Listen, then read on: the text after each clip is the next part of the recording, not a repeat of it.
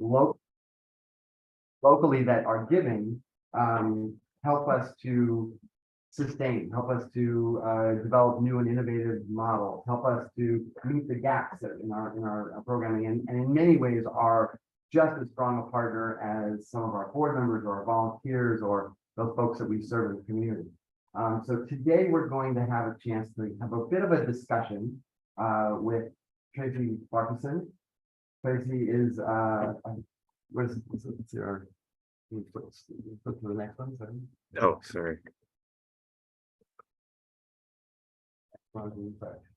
Who's our program officer for Templeton World Charities.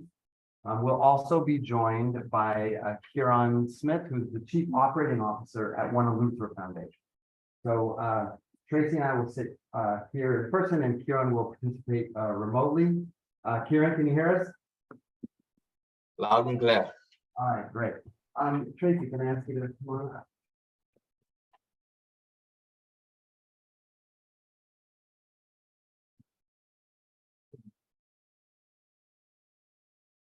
Actually, I just realized that forgive my meanders, I didn't take a moment for us to introduce ourselves.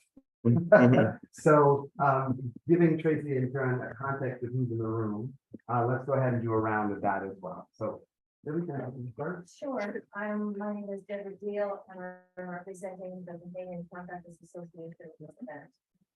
Thank you. Hello, my name is Savannah from Iraq 9 and student at the University of Bahamas. Very good. Good morning. My name is Gail Fox, and I'm the operations administrator for Bahamas Secretary of Fund. Good morning, my name is Ashley Carey. I am also a student here, but I'm representing Sermons International and previous. Good morning. My name is Stephanie Brett. I am the president and executive of the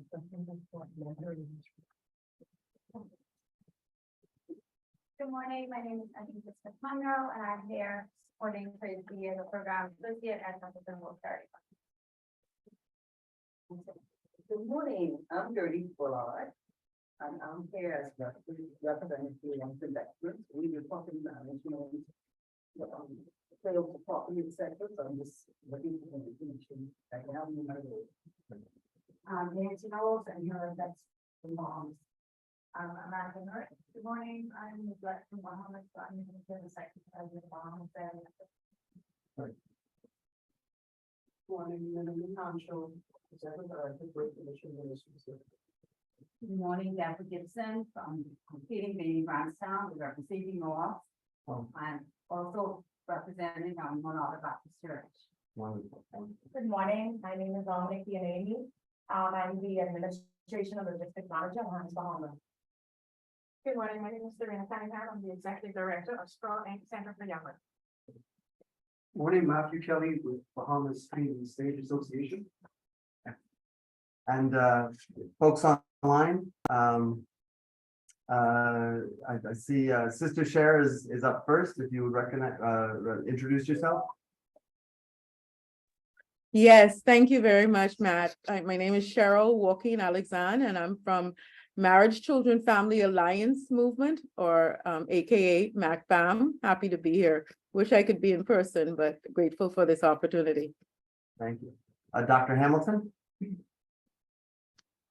Good morning, all. Glad to be participating, even though I'm overseas. Dr. Anthony Hamilton, the President of Civil Society of Bahamas, and the chair for the Accountable Governance Committee at all. Thank you. Tina Bethel.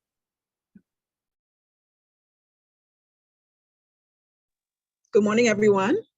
Good morning. I'm Tina Bethel. I'm with BASRA, Bahamas Association for Sexual Health and Rights. And so I'm happy to be here as well. I was hoping I could be in person, but this is just as good. We appreciate it. Thank you. Jerry Kelly Russell. Hi, good morning. Jerry Russell, representing Island Manor, and also Grand Bahama. Great. Thanks for being here. I see somebody from Brief. Yes, good morning. My name is Nadia Morris, and I'm the project manager at Brief. Nice to be here. Excellent. Thanks so much for everyone. And then as folks will come in, we'll have them introduce themselves as well. So We were expecting to have one or two more panelists. Dr. Nicola Virgil came down with the flu and from Liferty, and she sends her regrets. And Lindsay Cancino from Rotary had something last minute that came up. And then there was Chanel Claire, who also I think came up from the U.S. Embassy. So we may find another opportunity, maybe virtually, to also have their thoughts on the U.S. field. So, but it gives us a chance to have a more intimate conversation with Tracy and Kieran. So as we start, just as a matter of giving background and introduction, Tracy, can you talk to us a little bit about the institution that you represent and a bit of your background? Yes, well, good morning, everyone, and thank you, Matt and Stefan and the rest of the board team for inviting representatives from the Capital World Charity Foundation here today. As our name implies, our foundation was founded by Sir John Templeton in 1996, and we are based here in Nassau, Bahamas. Although we do have another, we call our sister foundation, much larger foundation in Philadelphia, Pennsylvania, the John Templeton Foundation. And we are primarily a research-oriented foundation. We support researchers all over the world, hence the name world in our name. And our focus is primarily on knowledge creation and sort of helping researchers around the globe develop tools and sort of apply what they learn or what they uncover scientifically, practical tools that can help humans flourish. With that being said, though, part of my portfolio, I am responsible for local programs. And myself, along with my colleague, Andrika, we are, even though we have projects around the world, we feel like we should also have a focus here in the Bahamas. It may not be a research focus, but we feel like supporting nonprofits in the Bahamas. We are part of this environment as well, this community. And we would like to use our resources in ways that we know best, and that is by supporting other organizations. So we do make grants locally. We have a few representatives in this room that we've supported in the past. We don't typically do the work. So we sort of let you as the nonprofit sector, we're happy to support you by providing resources, but we don't micromanage or we don't, sort of ask you to do anything outside of your remit. But what we hope we can do, and this is why, Matt and I have been, I guess we did many discussions together. One of the things that we think we do well in supporting NPOs in the Bahamas is providing you with the resources that you need, whether they're financial, maybe there's a measurement and learning or evaluation tool that you would like to apply to your particular program. We're able to call upon our vast network of researchers, or maybe it's a data policy paper that you're hoping to write. Those are sort of the kinds of things that you can do in the ways that we can help. We also like to help in practical ways as well. So with the double punch of Dorian and then COVID, we were very focused again on supporting the NPO sector during that time and the recovery and relief efforts. Like I said, we try very hard to support the NPO sector. And we're always looking for innovative ideas and sort of cutting edge programs that you are responsible for. So that's basically a little bit about the Capital World Charity Foundation. When you're a doctor, you've had quite a varied experience too. That's brought you about a number of sectors. You want a little bit of background? Right. So, so my background is actually in education. I was a teacher for many, many years. And then completed a doctoral degree and then moved into philanthropy. It was a whole different area to me. It was a very steep learning curve. the foundation was very sort of progressive at the time. There's only 3 of us who were part of the foundation when I joined. We're now a group of 12, and we have advisors in about 5 different countries around the world. So we've grown, and I've been very fortunate to kind of see the foundation grow. And it's been a wonderful experience, sort of getting to know the sector, learning about all the different organizations in the Bahamas. Also learning about a lot of the partners and the organizations that we fund overseas, and sort of seeing similar organizations here that are doing very similar work. So I'm very, very encouraged. I'm grateful that board has taken on sort of these series, because for us, one of our challenges are finding the right partners and finding the right organizations that we can support. So we're very, very thankful to Matt and his team for all the work that they're doing and supporting. Karen, we're excited that we're getting different perspectives here, different types of entities. Karen, thank you so much for being here as well. Could you also give us a little background on One Luther Foundation, as well as your role there, and how you came to be there? Yeah, sure. So good morning from the great island of Eleuthera. One of my most favorite places to be. My name is Kieran Smith. As Matt said, I'm the Chief Operating Officer. What I do here is I oversee all of our programs, operations in terms of training farm, training hotel, as well as a training restaurant. We kind of manage 2 organizations, One Eleuthera Foundation and the Center for Training and Innovation. So One Eleuthera was founded in 2012 on Earth Day. It's a community development organization, what we would call place-based community development organization that focuses on 5 key areas of education, the environment, the economy, and also in terms of heritage as well as health. So we're very broad, and our mandate is really about how do we focus on sustainable community development.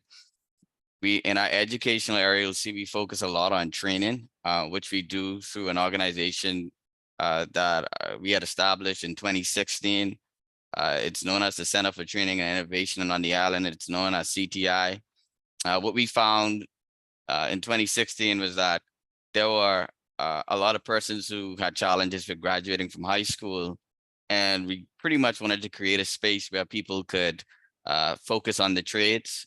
So we became a training institution that focused on courses in carpentry, culinary, you have QuickBooks, you have a number of courses. But what we did is we wanted to establish vocational training that would really give persons a hands-on experience. So in 2016, we pretty much developed, got a property known as the Old Rock Sound Club, turned it into a training center, and so and created different social enterprises. Now, Center for Training and Innovation, that focuses more on training development, local capacity building. In terms of One Eleuthera, it focused more on, I would say, on the macro side of it, and it encompassed a lot more broader focus areas.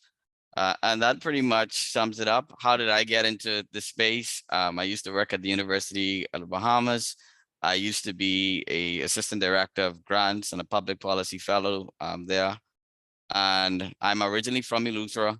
I just came back home on a visit in July of, was it 2019 or 2020, and met a guy by the name of Sean Ingram. He's the founder of the One Eleuthera Foundation, as well as Center for Training and Innovation.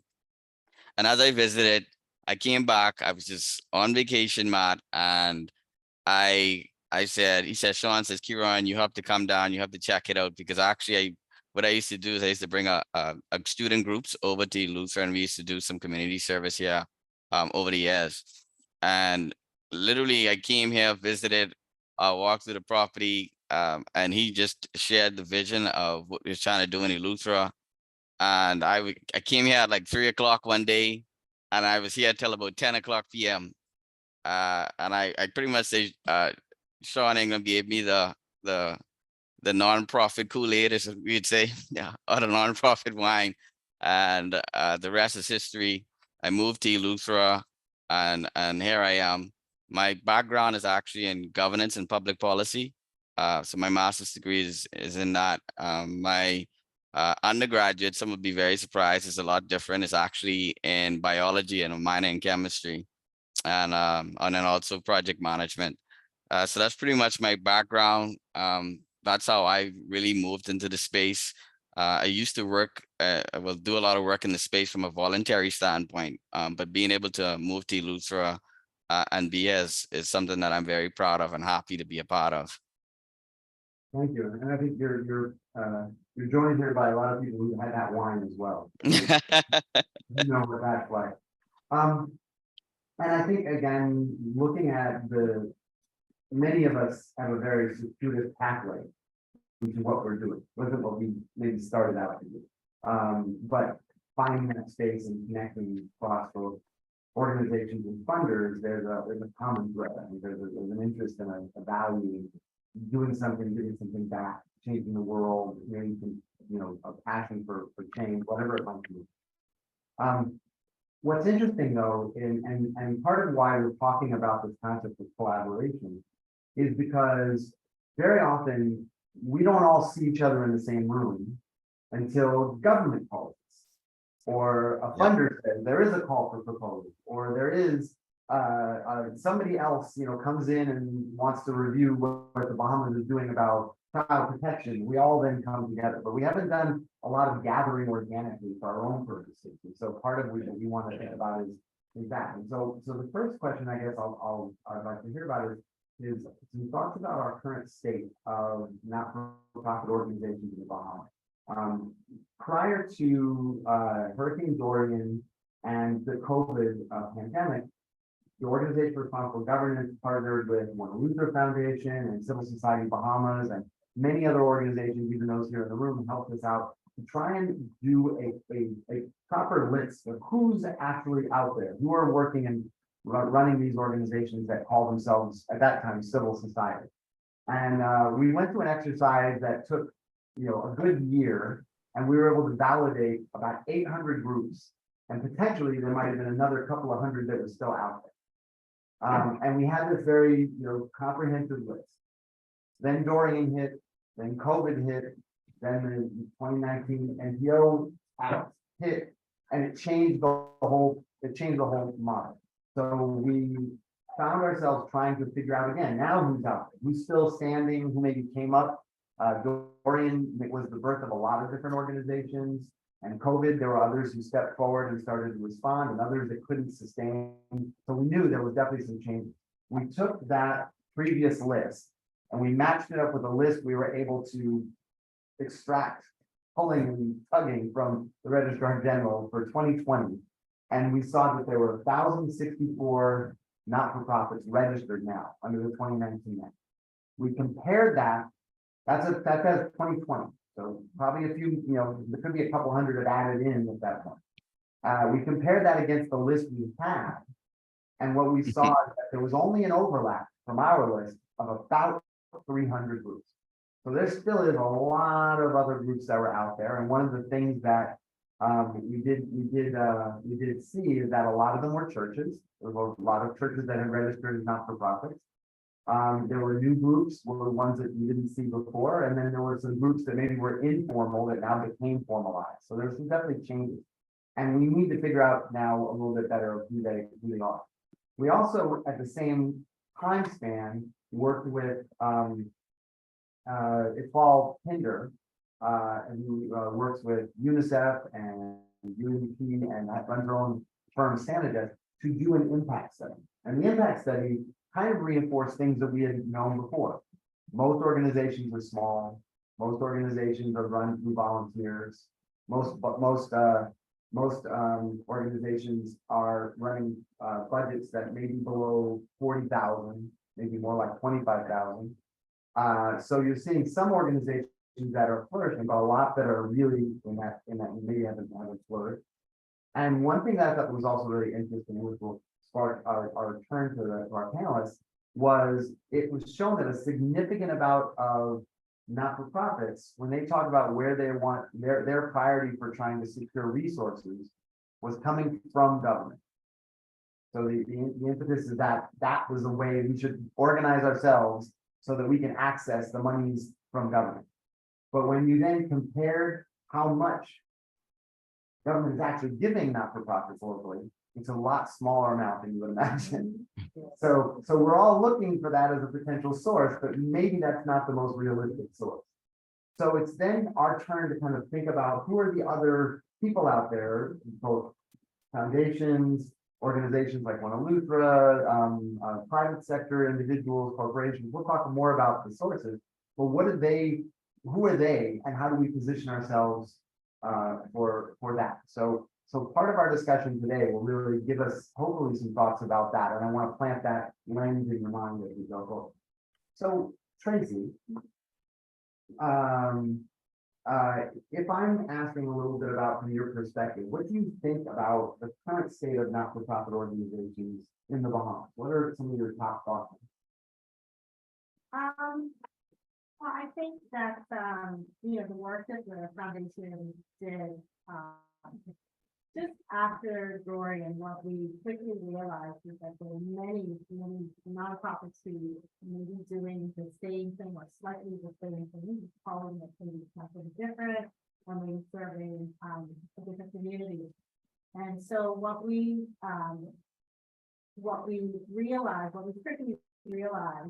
as we were mobilizing after Dorian was that, we started to ask ourselves, how can we have a great impact without necessarily duplicating or doing, the same thing over and over. How can our resources sort of be spread so that, all of the key areas that were identified after, COVID and Dorian, that we were addressing all of them in some way. We can't do everything, but what were some of the main ones that we sort of significantly help? So that really became our focus during that time. We conducted our own assessment. I think we spoke to those maybe 50 or more nonprofits throughout the Bahamas and also in the Family Islands, just to determine, what people were doing, sort of what the needs were, what were the gaps, and sort of build out our funding base for that. I feel like NPOs sometimes in the Bahamas don't get the credit that they deserve. You guys are always doing so much with so little, and you find a way to make it work, to have an impact. And I know it's frustrating. We have certain limitations, obviously, as a funder, it's sort of who we can fund and sort of the work that we can do. We're sort of limited in that regard. But we also like to partner with organizations that maybe can do sub-granting or maybe community grants, things like that, we're always interested in hearing about it, sort of partnering with groups that are doing that type of work. So even though you may not qualify for direct funds from Capital World Ferry, maybe we are supporting someone who's offering grants or sub-grants that you or other organizations can then apply for. So that being said, I want to encourage you to keep doing the very, very important work that you're doing. And it can be frustrating, your operating budgets may be small, but it's definitely having an impact. And if you don't do it, who will? But from where we sit, we're very, very proud of the organization. And adding into also one of the false findings that reinforces that, she did a study, getting information from not-for-profits was not easy. We tried to reach out to y'all for months and months and months and months, and getting information back is a tough process. But she also went and did interviews with beneficiaries of not-for-profit organizations, and the number over 60% said that the not-for-profits had substantially improved their lives, the interaction. So that really shows that there is an impact by these small organizations. But also, there was also over 60% felt that they were totally satisfied with that experience. And you can think about a lot of those people in the community who y'all are helping, they're not always satisfied by a lot. So if they felt like the work that you're doing with little resources and minimal staff, it's really high quality. But again, I think it's challenging in that way. Karen, if I can, Kieran, I've got to work on your name, I apologize. But if I can turn to you, you're a little bit more in the ground, you kind of hold a dual role as both a funder, but also an NPO. NPOs, and why we're targeting specifically NPOs outside of the rest of civil society, are kind of a unique breed. And you've had from your vantage point, you've had a chance to see those at very high levels and those that are kind of very community grown. So I'd love to hear your thoughts on how you see the current state of not-for-profit right now. Thanks, Matt. I do think it is an undervalued sector, if I may say that. And the reason I say that is because I think nonprofits bring so much to the table and can bring so much more to the table in terms of national development. And I think we see that in the case of the Family Islands with One Eleuthera. And I think Tracy had touched it. There's so many things in terms of overlap in some instances with some of the different nonprofits doing similar things. But I also think, Matt, that in some instances, we've always think of the sector in terms of scarcity and not of abundance, or not of, I would say, more resources out there. And I think you point to it in terms of even when we looking at government for funding opportunities, but I do think there's so much more in terms of organizations that is out there to support causes in the Bahamas specifically. I do see there are cases where there are smaller organizations that are looking for funding, and in some instances, they can't access funding from a philanthropic organization because, for example, they may not have been in existence for a long period of time to create a profile that would attract a bigger funder. In some instances, they may not have the sufficient staff to give a funder confidence to give them, larger sums of funding. And so what we've done in some instances, we've collaborated with other organizations who may be smaller and apply for funding for their projects and their programs, or pitch their projects and programs so that they could get funding. Other ways we've done that is through a 501c3.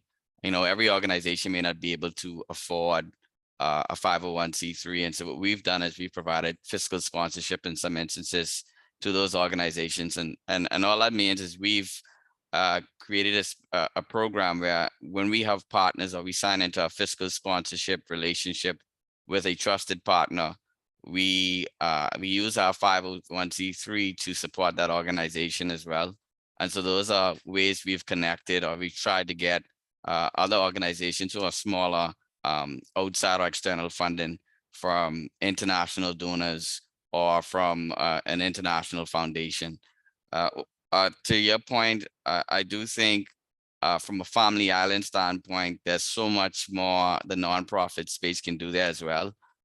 For us, a lot of persons will ask, well, your mission is so broad, but our community challenges are broad too. And they come with with a lot of challenges. And so we've had to step into spaces. I'll give you an example. We helped created ambulance service that was run by volunteers for persons to get medical transport because there was no ambulance on the island at the time. And so those are some examples of ways that nonprofits can help a community. And there's also so many people that have stepped into that voluntary space that are providing their time, but do not sometimes recognize it as a donation, but you're giving your time, you're giving your expertise. So I think it's so much more that can be done in the space. It's so much value that nonprofits bring that can also partner with government, other private sector organizations. Another example is, we provide training for some of the hotels, the restaurants. They send the staff to us to get training, and we offer that. In some instances, we give scholarships to persons to pursue those programs. But those are just examples of the value that we can bring. So I do think there's a lot more out there that nonprofits can bring to the table. I think a lot of persons are excited about the work. I think the next step is, how do we motivate more persons to step into the space, to be comfortable in the space? And how do we showcase nonprofits as a valuable partner for national development? That's great. I couldn't agree more. And I'm gonna kind of now kick off that a little bit and go a little bit deeper. We're, as not-for-profits, and we've had 3 or 4 of these sessions so far in our discussion, and we've not only talked about, the opportunities. Everyone here, I would say, is probably a very optimistic person related to doing the work they do in the space that they are. But we've also talked about the challenges and whether in the for-profit they call it the ease of doing business.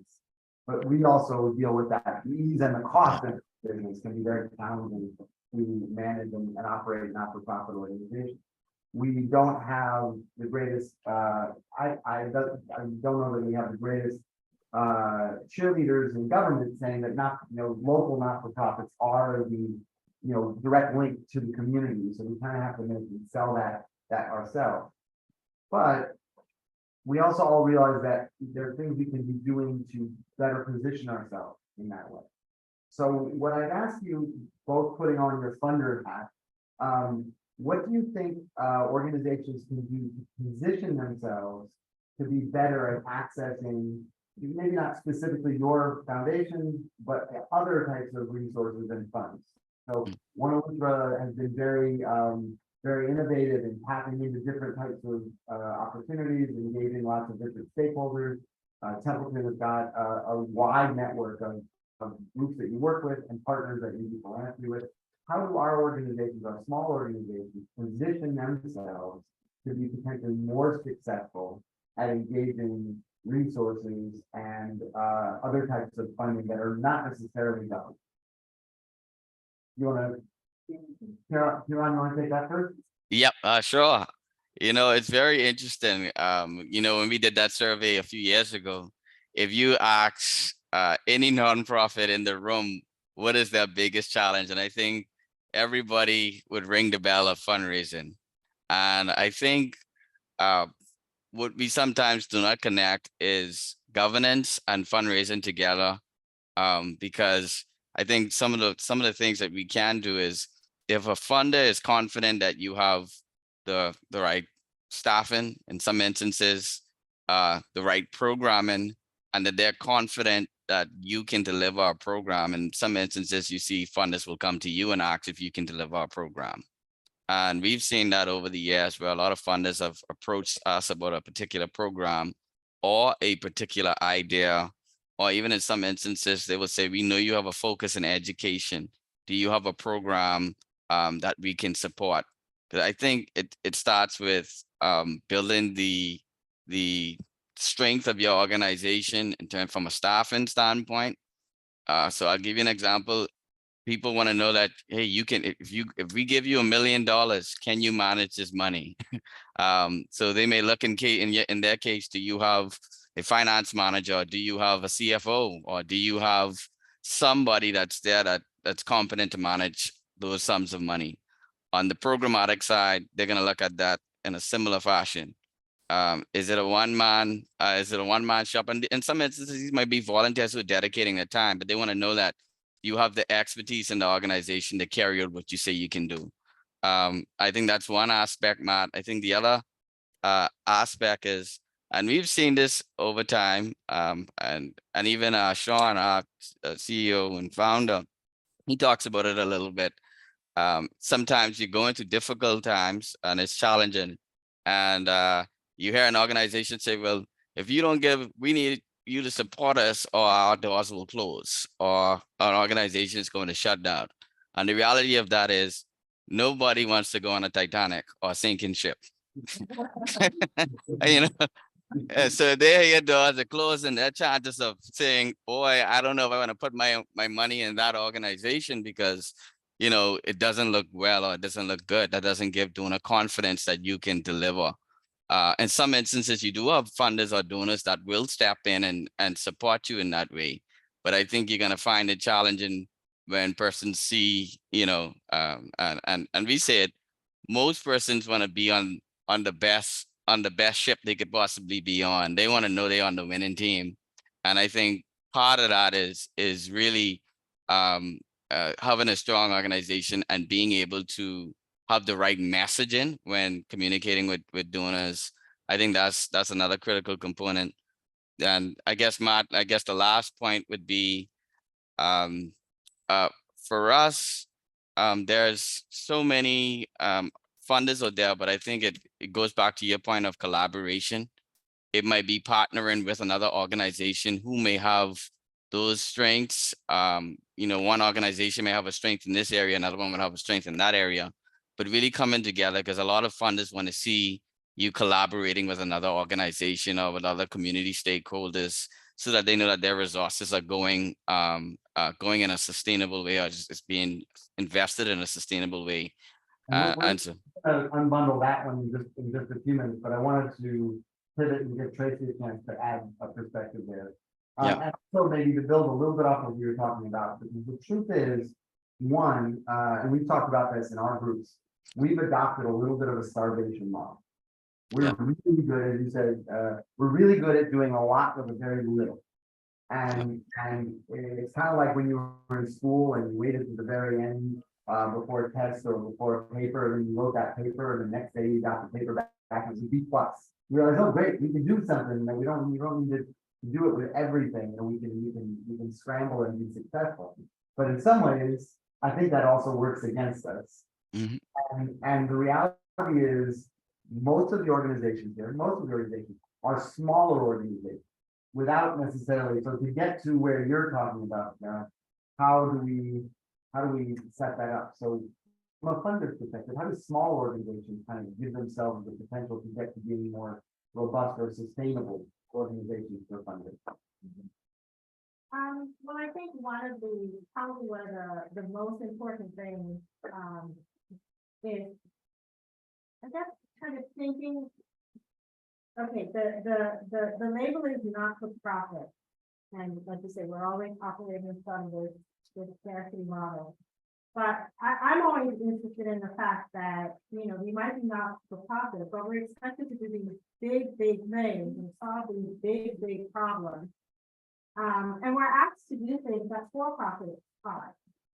So, for example, hiring the best people, you know, not allowed to offer your CEO, you know, golden parachute when they join or signing bonus. These are things that we won't ask for-profit to do, but it's almost expected that nonprofits operate from, you know, sort of this, they call it this Puritan model of philanthropy. But it can obviously, it's not ideal. So I'm always interested in sort of supporting organizations that are looking to move or are thinking about their sustainability, you know, like Kiran was saying. As a funder, yes, we need to see that, you know, your organizations properly constituted, that you have a board of directors, that you have financial control, that there's some guardrails, that, you know, you have, your mission and your vision, and you sort of know the direction in which you want to go. And, you know, partnering with the right people as well is really, really important. Are other people also interested in your idea? Are they looking to you as sort of the leader in your sector who can deliver? Do you have a reputation that sort of goes along with that? So all the things that, you know, Kiran talked about, the governance, the sustainability, the partners are really super important. But just sort of surrounding yourself with individuals or volunteers who have the same sort of mindset that you have as well, and sort of wanting to be successful and wanting to have an impact. We talk about in our own personal lives, we know about the company we keep on. I almost feel like it's the same thing for us, as organizations. We want to support one another. We want to make sure that, everything we do is transparent and above board, and anybody can come at any time and ask to see our annual report and we're able to produce it. Because as a funder, those are the things that are really important for us. We also have a reputation, as a funder to uphold. And so those are things that are really, really important to us. And in finding, the right partners, I think it's great that one of you can sort of offer that service related to be that 501c3 for you if you're looking to access funds from an international partner, or even from us. It really does help. So things like that are really super important. Yeah. Well, I think, yeah, absolutely. And I think it's just as a quick, kind of touch point on some of the things that I heard to see these were things that run. The theme I'm hearing is intentionality. So being purposeful, not just in the work. I think a lot of us, and one of the things I've always admired about One Eleuthera, if you sit down and talk to Sean about it, is different than most of us that get into the space. They took the time to understand the need, sit back, gather resources, make a plan. Most of us are those trains that are putting down the track as we're moving. And we see a need, we respond. And we come up with innovative and unique ways to support our communities and put together out of very little, incredible solutions. I see Dr. Patterson, who is really a forerunner in this space. And meeting that need is crucial and what we're really good at. But that intentionality, which doesn't cost anything, other than time, building a board that of people who are invested and know who they are, building partners that. And it's very easy to get sidetracked as well too with the intention, because everybody will want you to do everything. Yeah. For everyone. And, that obviously is not, ideal. But really taking the time to understand sort of what your mission is and what impact you want to have, being very intentional. Really goes a long way, I think, to help you. One of the things we've been partners with Templeton Religion Club, one of the sister foundation. And in the application, it asks the question, how does this project orient back to Sir John Templeton's vision? Which, that's what they're there for. And so I think we also forget that like the funders have a vision. They have things they want to accomplish. And so if you know where you are and you can pivot it and say, this is how we intersect, it's also a really good space to feel like you know what funders are looking for and you're prepared to say, this is what we do and this is how it intersects with a number of different things. All of a sudden the capacity is there. So I think that's a great takeaway as well. It also addresses mission growth, right? So that, sort of for us, we're always focused on mission growth. Our founder left very specific instructions, what he wanted, his foundation to support. So we're always coming back to that. And all of the organizations that we support, we ask them, here's what our founder thought. How does your work intersect with it? Or where do you see it around? Because you can, like I said, you can get sidetracked very, very easily. Essentially, it's always going to be very intentional. And we as not-for-profit folks can also be subject to that mission. There's what you see as a funding source or resource or somebody who thinks like lots of money that is really interested in you and doing a thing. That's not really what you're supposed to be doing. We've often, a number of us have kind of gone this way and gone this way, and it connects, but it doesn't really help you achieve what you're trying to do. So finding and making sure, as we've talked in our previous sessions about your mission, your values, your objectives, if they're clear, that opens doors as well. So the theme, as we've kind of explored this fundraising in general, but the theme of these sessions has been around the concept of collaboration. which is one of the things that's easy to say, but not always as easy or successful in a direct application. One of the thoughts also was that thinking about for a country with a population of 400,000, for us to have maybe as many as say 1,400 organizations, many, as Huron said, might be doing the same thing, then the likelihood is funders are not replicating as quickly as that. The problems remain generally the same. So how then can we preserve our own sustainability as organizations, possibly, as Huron said, and as we talked about, through this sense of collaboration? So if I could ask the panelists to talk to us a little about how do you define collaboration in general sense, and what do you see, if any, as opportunities in collaboration from a funding perspective? I'll take us off there.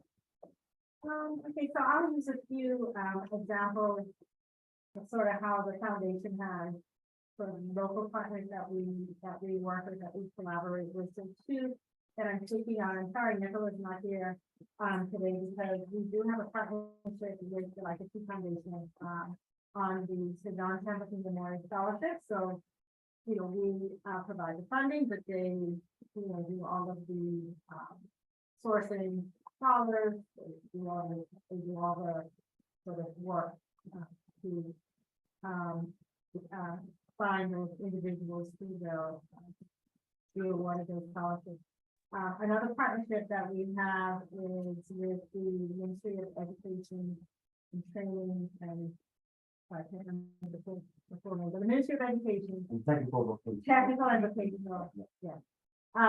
So we also have the Laws of Life competition, which we are partner with them. So again, we provide sort of the support behind the scenes, but they sort of manage the competition. They do all of the marketing and the awards and things like that. So those are two that I'm directly involved with. I think for successful collaboration, if you're thinking about successful partnerships, one of the key or one of the most important things is sort of longevity. So these two in particular are organizations that we partner with in excess of 10 years. Because our mission and our visions are similar, we sort of have the same goals in mind, we sort of fostered that relationship, we built that relationship with them over time.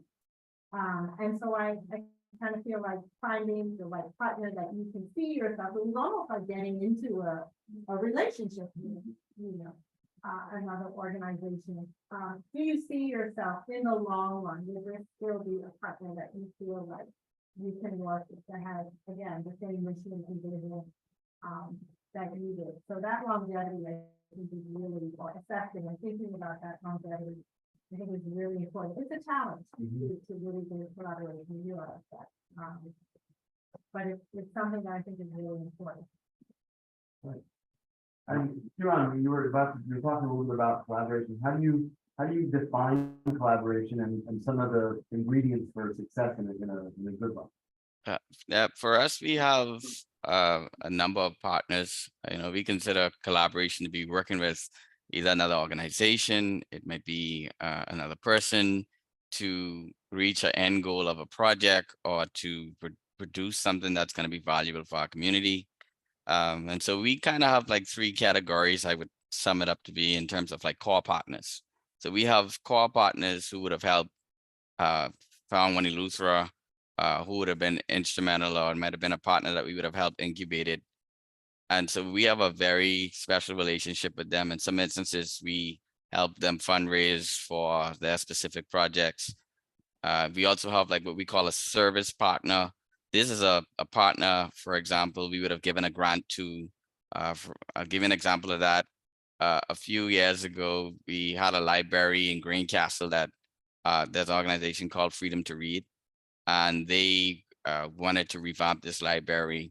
We would have provided support to them through a financial grant to enhance the library at that school and develop our like programs for reading, etc. Another example is what we call our strategic partners. So we would have partnered with, for example, Emory University Nursing School. So one of our health initiatives is we help support the local clinics.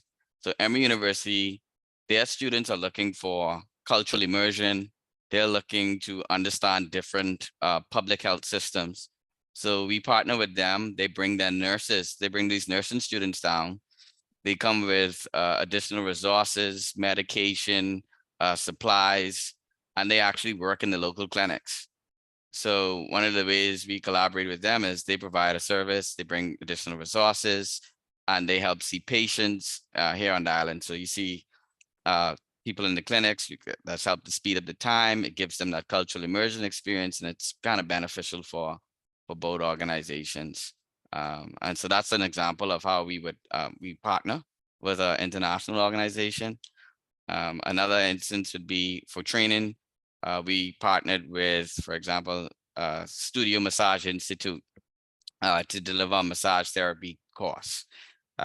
We didn't have that as part of one of our part of our curricula, but we found an organization who had it as an approved accredited program.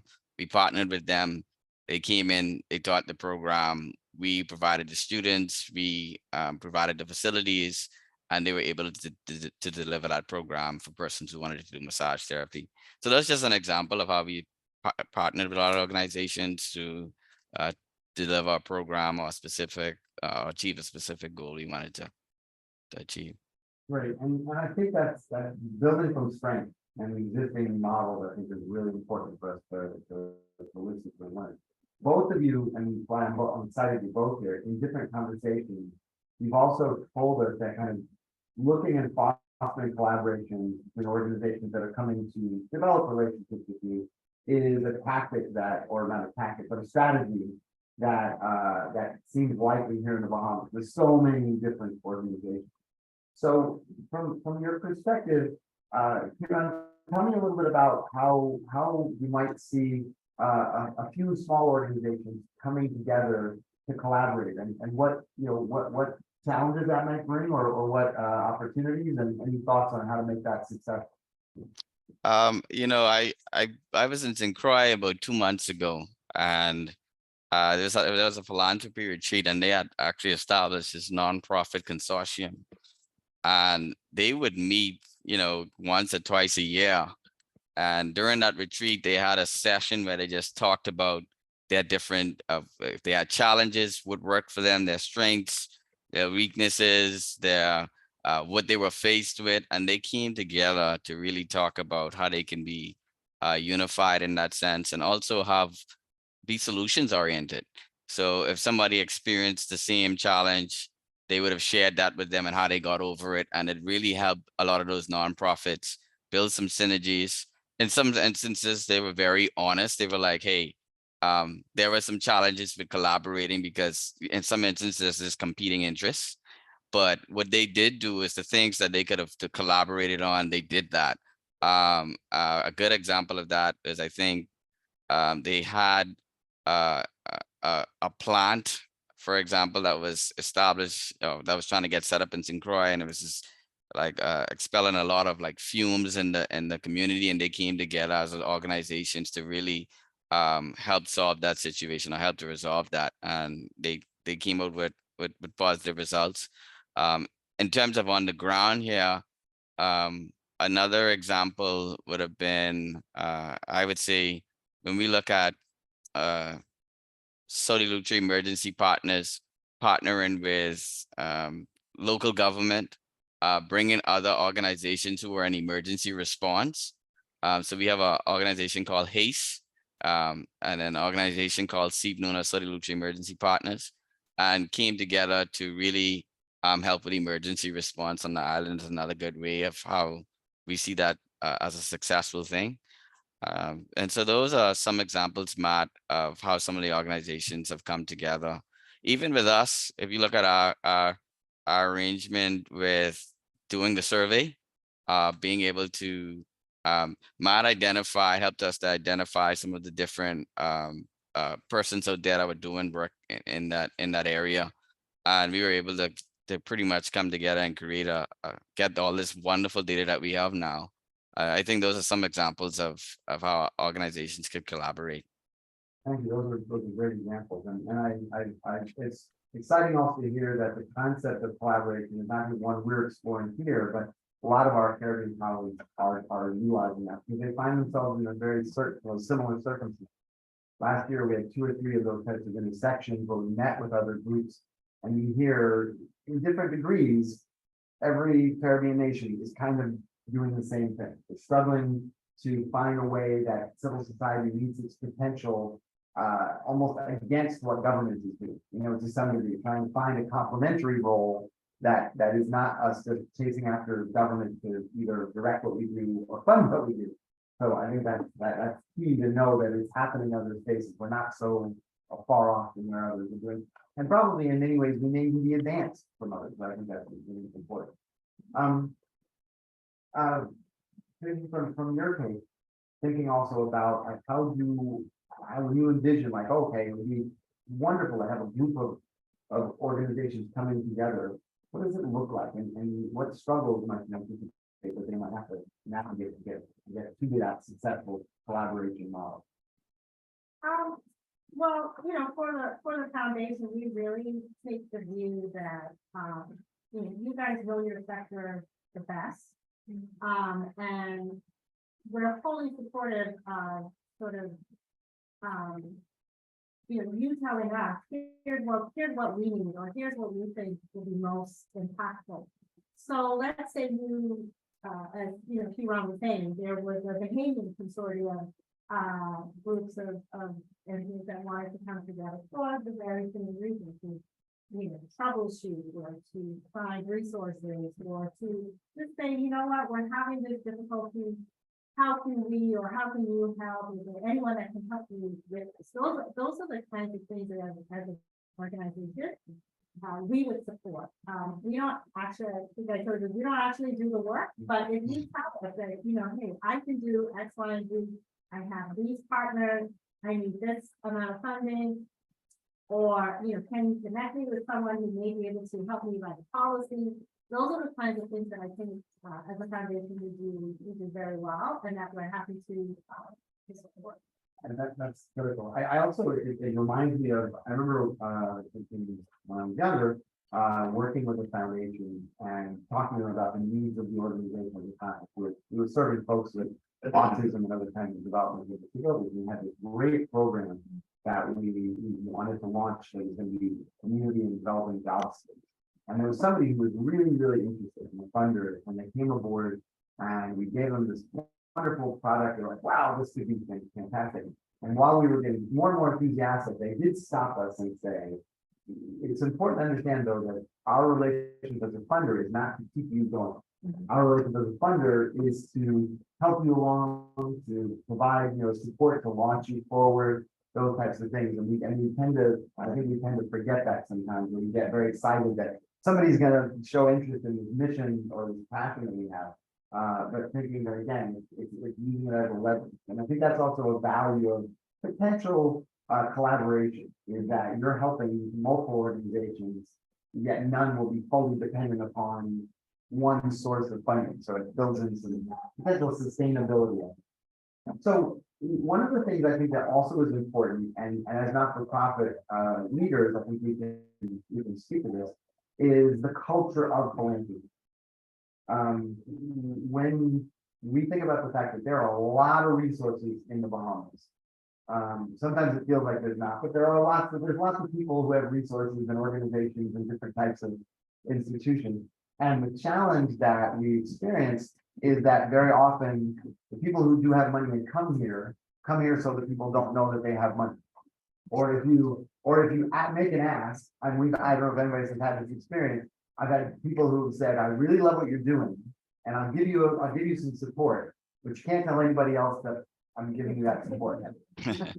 And in some ways, it might be because Oregon, they're a little nervous about us saying things, you know, that are not as glorifying of a government policy or not. But in more ways, when we kind of asked about it, it's really they're nervous that if people know they gave a gift to one organization, every organization would then pile on and say, you know, we want some. So the culture of philanthropy here, which we might call kind of more like patronizing, like, you know, back in the days when somebody would support a Michelangelo to do their thing.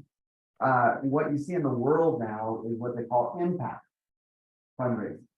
And I know both of your organizations are very driven on impact. So if you funded an organization or you have that relationship where you're already partnered, what are you looking for an organization to show and demonstrate the impact of the support you might have received, you might have given? You want to go first? Matt, you could, Matt, you could repeat that question for me again. Sorry. All right. So, we're just talking about the concept that if we're moving more towards impact fundraising and showing the return on an investment, when you funded an organization or you're partnered with an organization, what are you looking for to demonstrate or show the impact on the support you may have provided them? Definitely, I think one of the things you look for is, you know, in some instances, you look at the number of persons that are impacted by the project.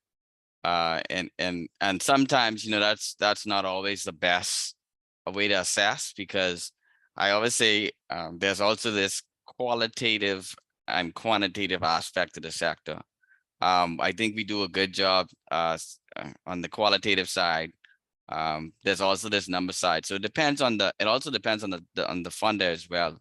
So what you see, for example, for our training courses, people love to see persons getting trained. And our cohorts are very small. Our cohorts would be 10 persons in a specific cohort, because if you're doing vocational hands-on training, we want them to get that full experience. And so what you'll see, some of the things that we will look for is, one, on the qualitative side is, what are some of those testimonies from the persons who would have been in that program, who would have experienced it? One.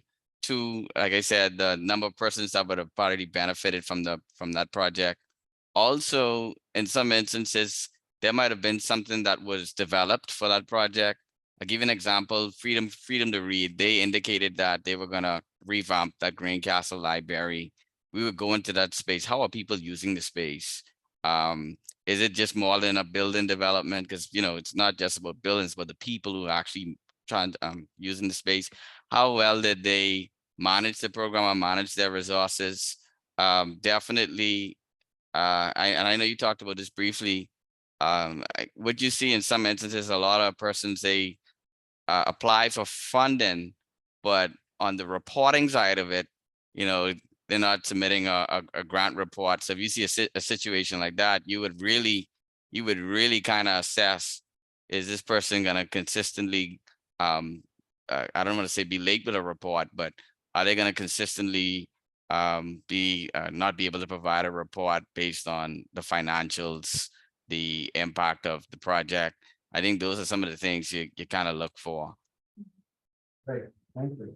And then if I could just add to that, everything that you just said, Q1 is important. I think for us, we really look at the cost effectiveness of the overall project. So, you know, in addition to the number of people that are going to be impacted, are we getting value? So, you know, the types of programs that we get really excited about are the ones where you may not have to expend a lot of resources, but your impact is really great. So I'll give you an example.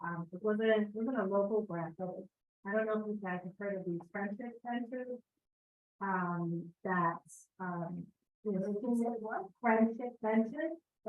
Friendship benches. So some schools have these friendship benches where someone is feeling, maybe one of the children maybe feeling left out, or you know, there's a place where they can go and sit, and then other students see someone, oh, there's a friend sitting on the bench, I can go over and you know, play with them or have a conversation with them. So this same concept has been applied to mental health. In some African countries where we know, you know, resources are, you know, challenging, people may or may not have access to mental health counselors, things like that. So they've taken that same concept of these friendship benches and have put benches in local villages where community, they call them grandmothers, but they make this women, in particular age, maybe, they've raised their families already, they have grandchildren. But these women, receive a bit of training in counseling, but they kind of serve on these benches for their community. So, members of the community can come and sit and talk with someone, or, talk with a member of the community for experiencing some challenges. And so that's just an example of something that's, very low cost. There may be some resources needed to train, grandmothers or women who will serve as sort of the de facto mental health counselors. But that's an example of sort of the cost effectiveness that we get very excited about, and that it can have a huge impact. But very low barrier to entry, and startup is very, very nice. I think there's a couple of key things within that too. One, that impact isn't always lots of numbers, right? Yeah. Or it can be smaller, more deep engagement. And Stefan and I have just been having that conversation recently about some of the work we're doing and starting to see the value of, slower time, but more intense engagement. And Go ahead, sorry, yes. Matt, I think you touched at another point, and I think Tracy talked about it, is what we've recognized and see is that when a funder recognizes how you can manage a small amount of funds, when you go back, you have a chance to scale up a little bit, be able to get access to more funding because you have a proven track record of delivering a program. And so I just wanted to put that out there as well. No, I think that's a really important part of it, of a piece of advice. I mean, thinking about that, this is the beginning of a potential relationship, not the big win, not the lottery. This is how do we actually engage and maintain those relationships over years.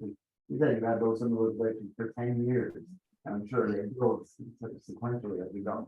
And I think this concept, as you pointed out, though, of cost effectiveness for us in the Bahamas, particularly in the Caribbean, we have to really master that. A lot of monies that are being put forward for things like the Sustainable Development Goals or some of the big multilateral funders, UNICEFs, that we get boxed out a bit, because if they are going to spend 15,000 in Barbados or Trinidad or Haiti, a whole lot more can happen than if they allocate here to the Bahamas. So being able to make the argument with our organization that with this we can produce this is also a really important skill that I think we might be able to adopt and become better known for. I think that also challenges. So I've been asking all the questions, but I want to make sure that we have a chance for the folks in the room and folks that are participating remotely to also ask questions. Stefan, I haven't been looking. Have there been questions coming up? Okay, so this is our time. Hello, come on in. This is our time to go ahead and you're speaking to two folks who are in that business of making decisions on how to give funds. Just to give you the assurance, we will make sure that we distribute contact information for everybody that is here, but also was intending to be here, so that you'll have the opportunity for outreach in your own right. But what would you maybe want to know from them that may help you in your practice? I just have a question from Kiran. He was talking about the collaboration with nursing. And I was just wondering, how does that look? It's like one of the ways you guys did that. I thought that was pretty cool. How you were able to come work at the clinics. But did you guys put them up at your units there, like the rental units? Was that one of the ways you collaborated that? They were able to stay at your site and then they went out and did that work? Yep. One of the things he did is before when Eleuthera, there used to be a lot of these groups that used to come into Eleuthera, and they just loved Eleuthera when they came here, and we used to facilitate a lot of it. And so they constantly wanted to come back, and we would put them. We used to use this place called the Mission House. It's like connected to the Methodist Church, and we used to put student groups in there. And so previously, it's an interesting story because, they never used to stay in what persons would say the most fanciest accommodations. They would literally come in some instances, they would be like camp-like style accommodations, but they were happy and excited about their experience. And so, what we do is we also used to find persons in the community who might have had houses or homes, and they would literally rent their spaces out to those universities. So not only are the universities just bringing equipment and supplies, they're also supporting the local people in the community, whether it's through food, whether it's through accommodations, travel, etc. But that was one of the ways we do it, just basically off of other groups from the states that were coming into Eleuthera. So that's a good example of how we collaborate a bit, with what the foundations, there's a practical way two people benefit a lot. You mentioned about having the right staffing. What do you mean by that? For NGO? Sorry, you can repeat that? The question was to go a little bit further into what you mean by having the right staffing for a not-for-profit organization. What I mean by that, like, a good example is, for example, if let's talk about finances. You may have somebody on your board or a volunteer. You want somebody who has the expertise that can showcase to a funder that you can manage X amount of dollars. And so when I talk about staffing, in some instances, we have to start small. Persons would come in and be doing everything. So this person is the finance person, this person is the project manager, this person is and when sometimes when organizations see that, they may say, hey, can one person manage everything? And so even when you put together, a good example of this is even when you put together your programs or your projects, you also need to be able to put that into your proposal that, hey, even if you don't have that structure in place, that you are planning for that person as part of your project proposal to get the resources needed to fund that organization. So for example, a Center for Training and Innovation, we have about 35 staff, and it's a little bit different because we're managing, for example, the trainer restaurant, hotel, etc. On the One Eleuthera side, we have about 8 or 10 persons, somebody who's dealing with our communications, who's helping us tell our story, because in order to attract more funding, you want to be able to get your story out there. You want persons to, people are going to look, do you have a website? Do you have certain things that they can do their due diligence on? So you want to make sure you, if can you hear me? Sorry. Could you hear me? Yes. Yeah. So even if they're not on your staff, or you want to know that somebody's out there helping you to tell your story. In the case of finances, somebody could manage it. Even if it's a project manager, it might be you, but you want to be able to showcase that your organization can handle funding or handle a project that you may be proposing. I don't know if that answered your question. Yes, I would agree.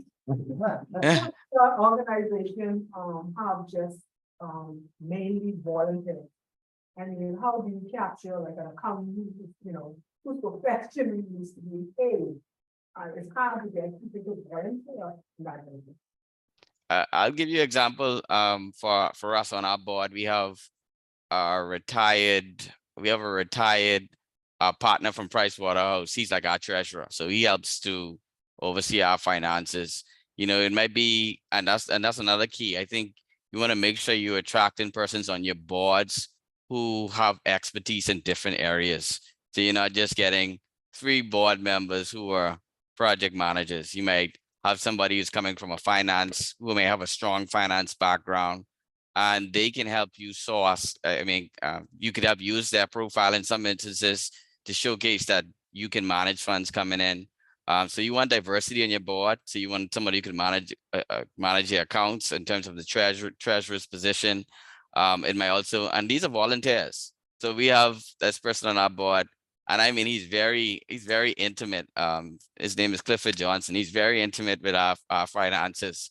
But you want to be able to have persons like that volunteering on your board in case of a financial standpoint. You might have somebody who is a communications professional, and you want to go and look for those persons who are passionate about your cause when you're bringing them onto your board or you're bringing them into your organization to volunteer. Yeah, I mean, finding the right people is always challenging, and, you know, we're going to say, you're volunteering, volunteering. But really surrounding yourself and finding, like you were mentioning, individuals who are going to bring strength and sort of add value to your organization. They're out there. You probably have to really work to find them. Yep. Yeah, you do. You know, they're not, you know, I think people are out there who, you know, will happily serve on board, you know, if they, like, again, going back to, you know, my earlier point about really being sure about your mission and your vision and where you're going and being able to communicate that. That's what people are looking for, to be a part of, you know, those types of organizations. So, everything you wanted to add?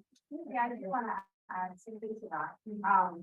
I think this is a good example of how you can share resources at resources. So you may be very good at the groundwork that my organization may have the infrastructure. And we can collaborate to write a proposal together, therefore you're using, you know, my expertise, my staff, and we're using the resource, we're collaborating with you, to do the actual. So I think that's a good example of how you can try to build your capacity by the collaboration and then therefore look favorable for a funder. I think the financial management, which I've heard said a couple of times, is we have to kind of remember that's really important. Getting the money is one thing. Making sure that you're managing it correctly, that you're setting it up, and asking for the right amount, you're not under asking, and then all of a sudden you get in the project and you're like, wow, this isn't enough. Or, you know, the other side. But that's also, to my mind, one of the benefits of that potential collaboration. The issue of getting our financials audited. This is the thing that we as a sector are all going to start with. I was talking to an organization earlier this week that's pretty robust, well-funded organization, and they're like, yeah, that's $5,000 a year that they have to pay to be audited. That allows them to go to certain fund foundations, it allows them to do a lot of things. But how many organizations have 5,000 a year that they can contribute to that? Not that many.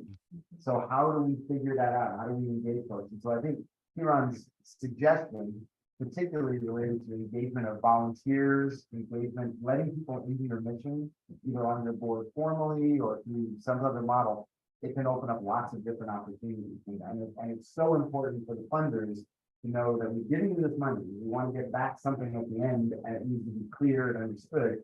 That's part of that relationship building. You show, as Kieran said, you show you can do it at a small level. Wow, then maybe there's opportunity to do it at another. Can I chip in? Please, Try to double try technology.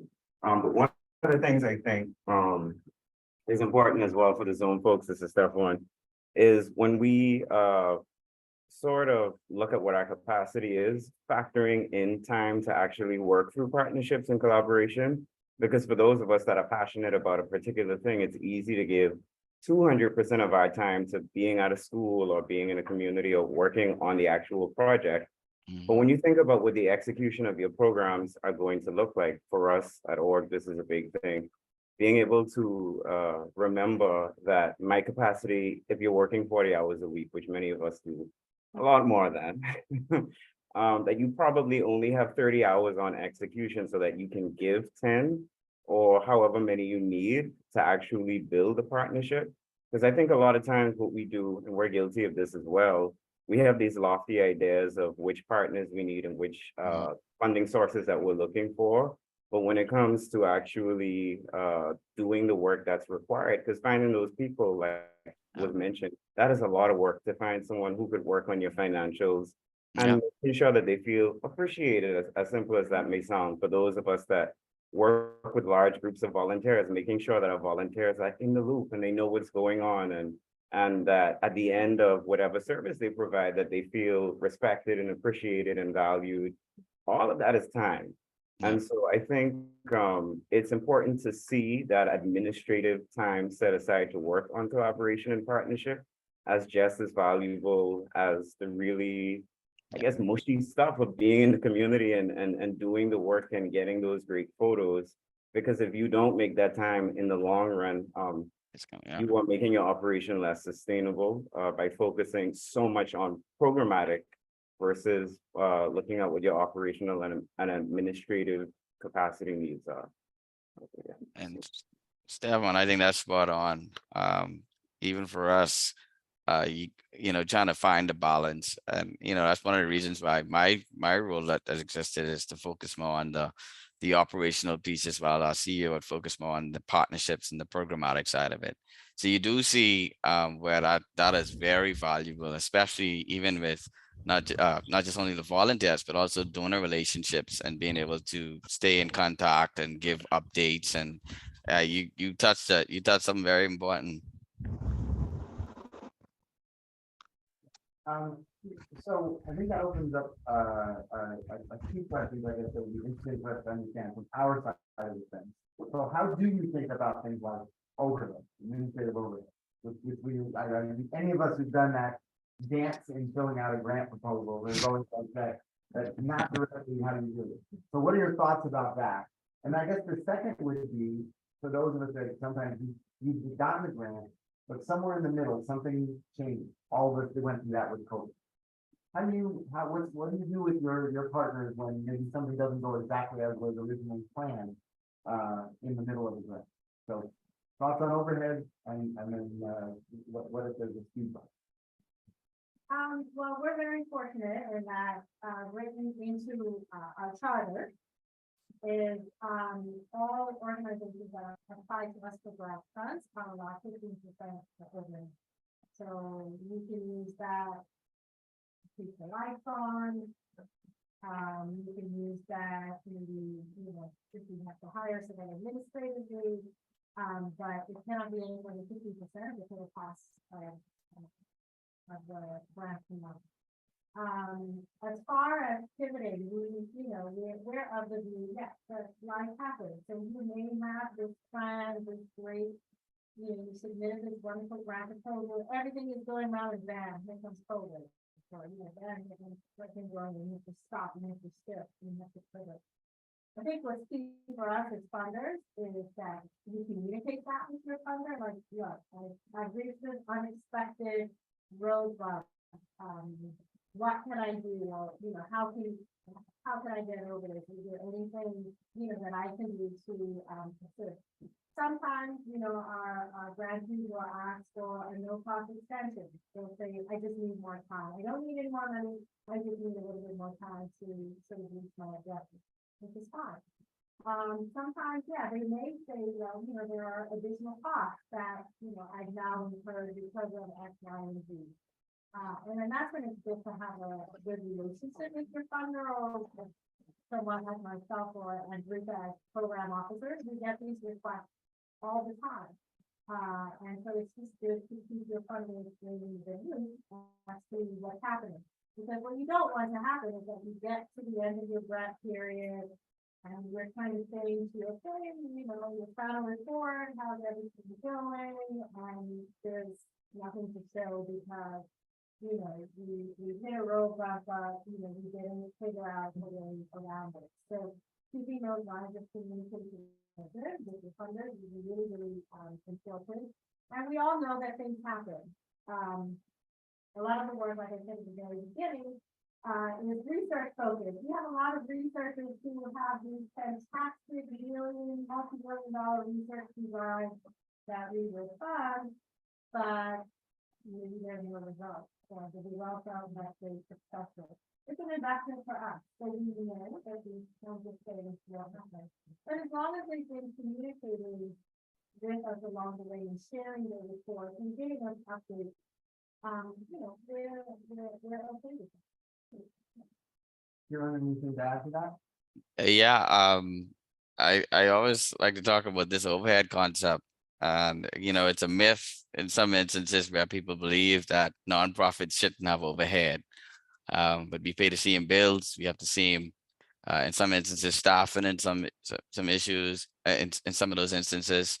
And so we are faced with similar bills, similar overhead costs as a for-profit business. One of the ways that we've tried to tackle some of that is, Matt, you'd have been here. We have social enterprises that we're still constantly developing. We talk about that. I know we haven't talked about that concept, but we have social enterprise. So we have, fortunately, we had donors that supported us in getting the training hotel, farm, and restaurant. And as a result of that, that has driven some revenues for us in order to help with our operational costs, as well as some of our programmatic costs. And that was one of the ways that we've worked on that overhead question. The other part of it, I think, Matt, is that, Tracy touched it. Organizations or nonprofits should know that they should also look at ways to generate revenues outside of the fundraising space.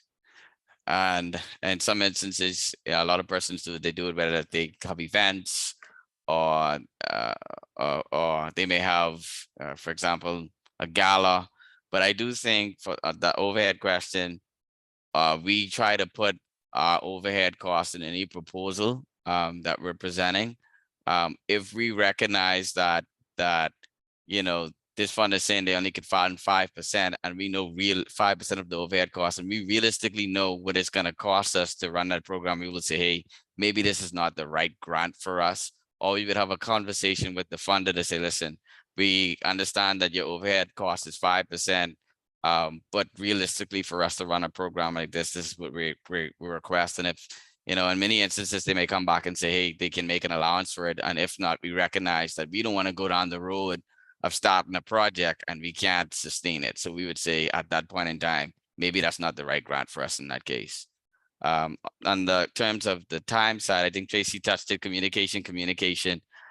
I've never experienced a funder that said, I don't understand your situation, I need it now. Every time there's been a change, we've been able to pick up the phone and call the funder and say, hey, we ran into these challenges, can we extend? Or in some instances, can we make some adjustments to the project? They would send us back a communication, an amendment to the agreement, and they would say it's fine. But like Tracy said, I think it's about being upfront and honest when you have those challenges and being able to communicate that with the funder to give them a heads up about it. But we've never had a situation where a funder didn't understand the challenge, especially with COVID-19. When it came to delays for some of our projects. So I think that's a good point. And I think that's an also key point is because we are in the Bahamas, because local funders, they're a little bit more sensitive to some of our local conditions and challenges and things that have come up. I think we have one or two questions from online, and then the chair has one hand raised. So go ahead. Okay, thank you so much.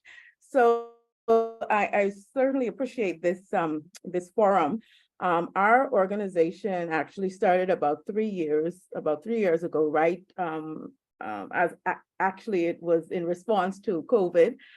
We had started work even before COVID and before the Hurricane Dorian. But what we recognize is that families needed capacity building. It's interesting that the family perspective from the United Nations speaks about building collaborations within families first, so that they can be able to have the impact on, communities and whatnot. And so after the first, initially when we started, we were able to get a small grant from the government who, although they have a department or a division that deals with Department of Family, which is called Department of Gender and Family Affairs, really and truly, and as the director admitted at that time, they had not put any emphasis on families. So we were able to work with the government and initiate what we call the National Family Day back in 2021, and we were able to actually have a collaborative forum which included multi-sectorial partners that were part of that webinar that spoke to the importance of family and family impact. And so as we have, after that, I think last year, after the week was also proclaimed National Family Week, we were able to inaugurate that. We that launch, which we called the Bahamas Strong Families Forever campaign. And in that campaign, it was a collaborative initiative where we were inviting different partners from different places to be different organizations to be able to offer the resources that family needs and for us to be able to work together. As Stefan pointed out, we have gotten into the issue of now trying to work the timing that it takes to actually pull those partners together and to be able to do the work. Because of course, a lot of the work is being done by me as the founder, and sometimes you run out of gas a little bit in trying to move that along. But as I said, we have a number of persons, some of them who are here that have helped along the way, civil society, Princess Courts, I don't know who else is there. But how do we, I should say, we want to continue that because as I said, in terms of family, it's recognized that family is key. As we build family, it's key to being able to mitigate most of the social issues that we're having today. And there's no real organization per se that is doing that intentionally. And so it's interesting that we're actually trying to right now put together and started promotions of an activity, a family conference that has invited a United Nations multi-time speaker on family. We also have persons within the community who will speak about family and how we can actually build a family framework. So first question, what is your grant processing? Your grant process, what is the process? Because we need somebody now. The issue here is, and believe me, we won't fail or. There might be feedback from someone else. Everyone can just mute, so we just have hearing it from Cheryl.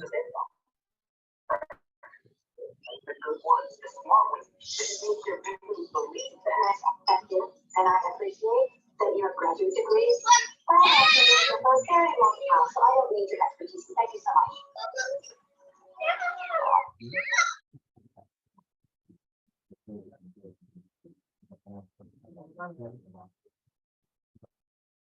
Cheryl, go ahead and unmute.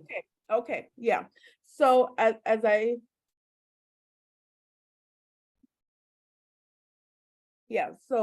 have said earlier on, we recognized the limited, I guess. Can I just sum up? So your question was for Stacy and for Kiran, what are their granting processes like? Right, that's exactly right. And I would like to share one of our projects to see if this would meet, your criteria. Only because I think everybody will want to pitch their idea. Right. Let's give them a chance to talk more generally about that, and then you'll have an opportunity through their contacts to reach out directly to present their idea. If that's okay. Sure. Thank you so much. Great. Sorry. Thank you. Kiran, you're gonna. Yeah, I guess to answer your question, we have a plagues-based organization. So we're both an operating and a I would say small grant making organization. So we grant to small organizations, but we're focused on Eleuthera in terms of organizations that we support in that instance. So I don't know if it's a program that's based or that has some involvement with Eleuthera, but most of our focus is around organizations in Eleuthera. They would either be a partner with us. In some instances, we have that agreement in place, or it may be where, they fill out an application process, they submit that, and we do a grant review and then send them a response back. But for the most part, our criteria is really we focus on organizations based in Eleuthera.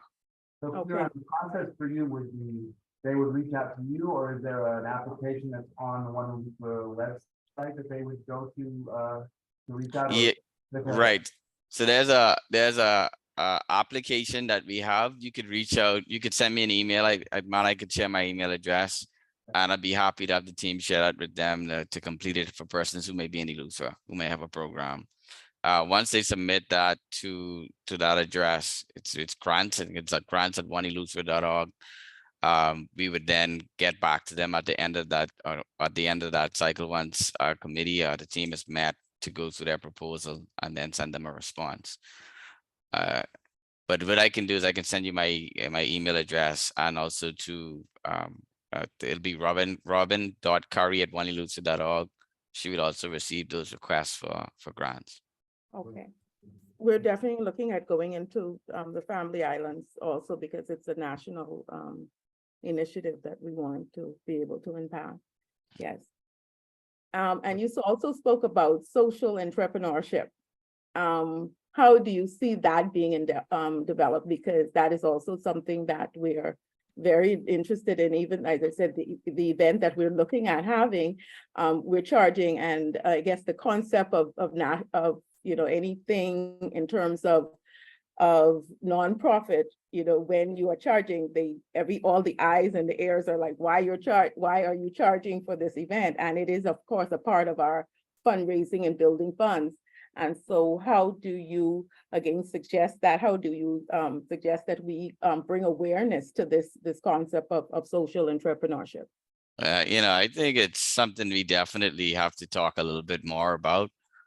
For us, we are still learning so many lessons when it comes to social entrepreneurship. From we get that question all the time. Well, how come y'all have a restaurant and y'all have a farm and y'all have a hotel? Like, basically, what nonprofit has that? And we explain that our mission is to give persons practical hands-on training and experiences. So we do we have farm courses, we have hospitality courses, and we actually do what we call a learn and earn program, where persons are given a stipend as they apprentice in those different areas. So our culinary students, they actually work in the restaurant.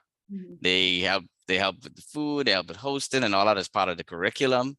And we also pay them as they learn. And so I think how do we really bring more attention to it is, I think we have to be more intentional around the conversations of social entrepreneurship. I don't know, Matt, if that becomes a conference, or that comes some kind of training, and we bring persons in from the states who are in this space to also talk about it as well. But it is a very underdeveloped concept, I think, in the Bahamas. And I think, interestingly, though, I think the Bahamas is actually more positioned, right? yes, Bahamas have a little side thing, right? Like, everybody's got a side thing, but they're good at doing lots of multiple things at the same time. Just for folks who maybe are not as familiar, a social enterprise is ultimately like a not-for-profit running a business. The business, in death circumstances, as in the case of Guadalupe, it lines up with what that mission is. So they have a farm that they're generating resources for the community. They have jobs and trainings that are generating and bringing skills and development. They're doing a lot of really innovative things. They also have revamped this with, I think one of the best places to stay in South Eleuthera, as well as one of the best little restaurants in South Eleuthera. And that's a learning process. That's a way that community members are building skills, and that, so it really lines up. But in other places, you can see even some not-for-profits, you'll see Salvation Army has the thrift store, right? And that supports that. During COVID, we ran a social enterprise that made low-cost testing equipment available to a lot of the small businesses. And these, now all the things that go along with running a business are part of it. You got the liabilities, the cost, the reconciliations. And in some instances, you got to pay that. You got to be all of that stuff. But it absolutely is another way for, I think, Kieran, it's a key point for us where we're struggling with resources, to think about innovative ways that might be able to bring in something that ultimately supports. The biggest difference between a for-profit business and a social enterprise is that social enterprise generally is not more than the rest of the organization, and there's no profits that go back to a person or to the board. It goes back into your mission. But I think, Kieran, I would love to think about maybe doing either a virtual session or something where we bring more information about it, and there definitely are folks we could tap into that would help us to think about it as a sector. I think that's a great suggestion. And subsequently, Cheryl, thank you for the question. Sorry, just quick note, I know that everybody already signed up with the embassy, but I'm gonna pass around like very fancy makeshift paper. I know some folks may not have registered with us, so I just want to cross check. Just wanted to explain why y'all are like.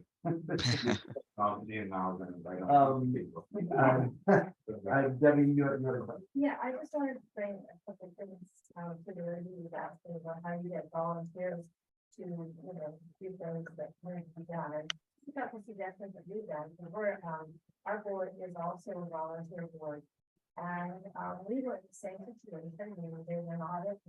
Well, let me know who you're part of. Oh, okay, well, yeah. So I'm on the board of the Legal Contractors Association. I've been on that for 40 years, so I've been in the business. But what we did is, of course, with COVID and Dory and all that kind of stuff, we basically were starting from scratch. And we needed an audit, and one of the board members, who's a contractor, offered his CFO to do that for us. We started doing compensation courses. We started this Saturday. We don't have a location. So we partnered with CBS Bahamas. They offered us their warehouse. So if you think outside the box, you don't think that the standard way, you could always come up with it. It may not be a board member, but that board member has found them. So that's just some ideas of things that we've done. Well, to that end, I think that's a key suggestion. And even thinking about the fact that most of us, if we're looking for that board member, there's somebody who runs a business, there's somebody who's well established. Every year they're spending money for media, maybe some of that to support the organization. Every year they're probably bringing an accountant on, maybe giving as part of their deal, like to make sure that that accountant in that firm. So I think that's a perfect thought about how do we build on potentially our stronger network than or a more expansive network than you think about.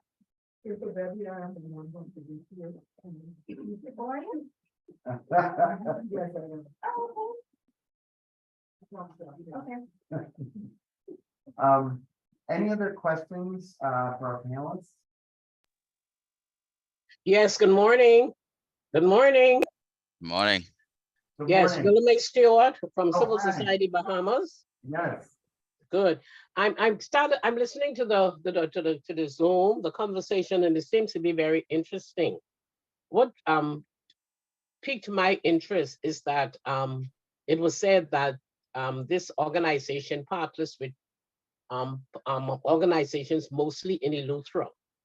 I'm just wondering if you know of any caucus group in Eleuthera that might be looking at elderly care in terms of improving the care of elderlies or persons who might be challenged with daily living activities.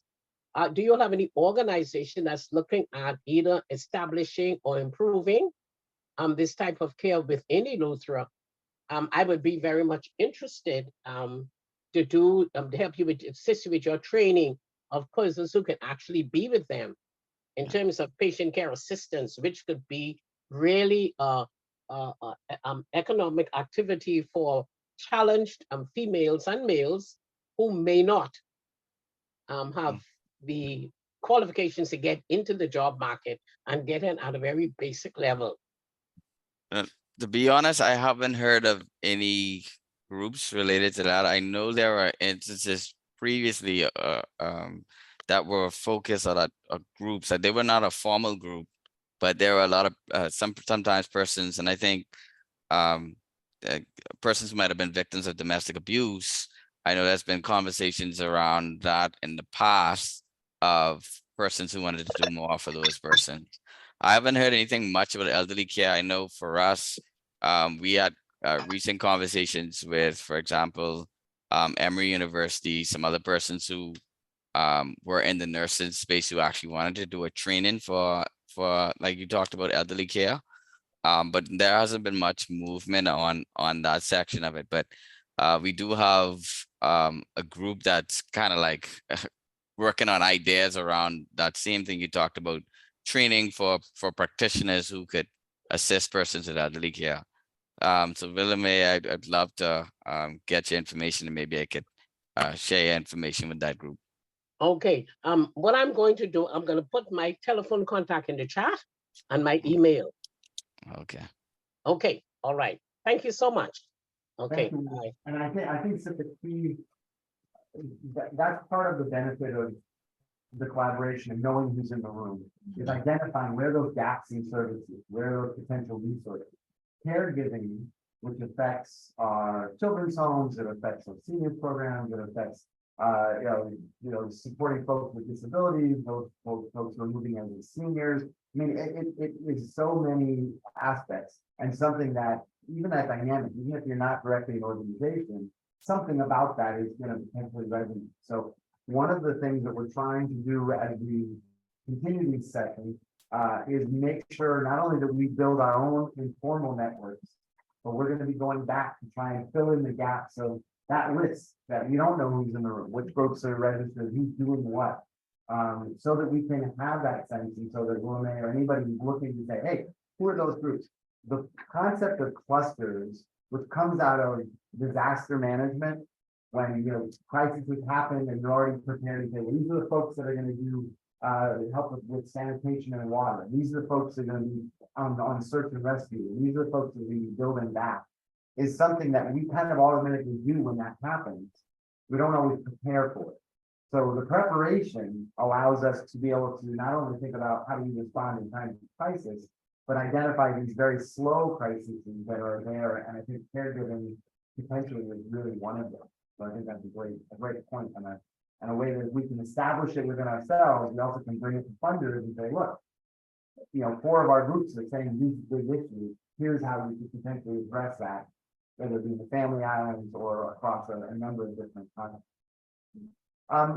Because we really shot through 2 hours of discussion here.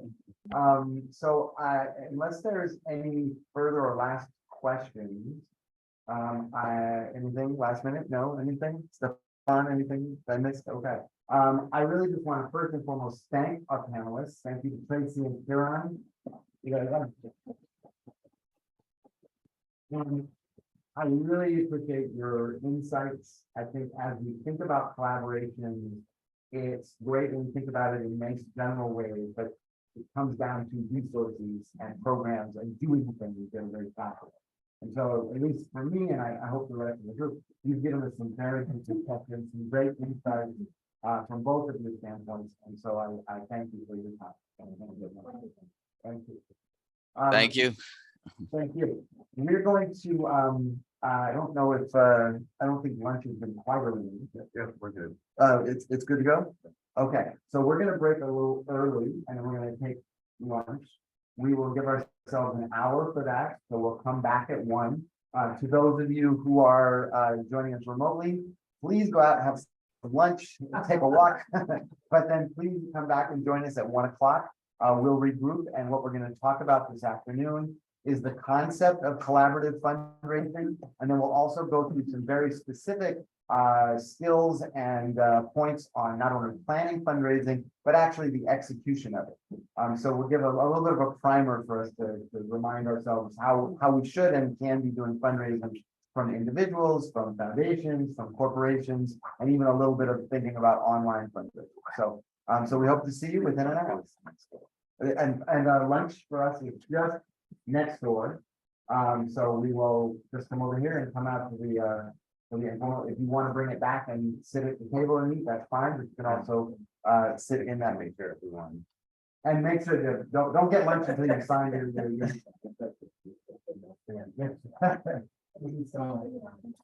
Karen, thank you so much for adjusting your schedule. We really appreciate your feedback. No problem. Thank you. And I'll see you guys very soon in probably 2 weeks. All right.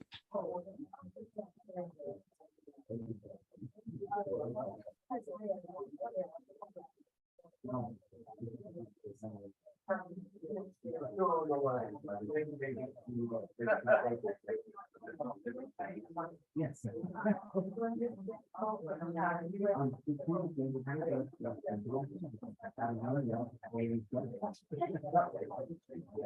Okay, great.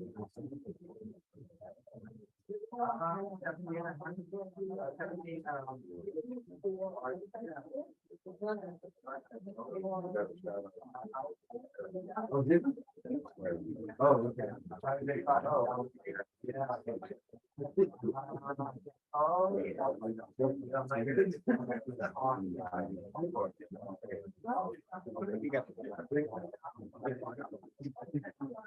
Did he go next door?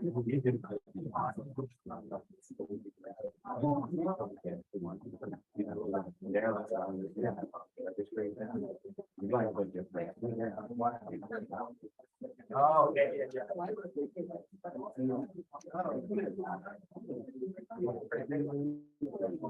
Hello there. Good to see you. How goes it? Out there mashing up all our coins. Your face comes out.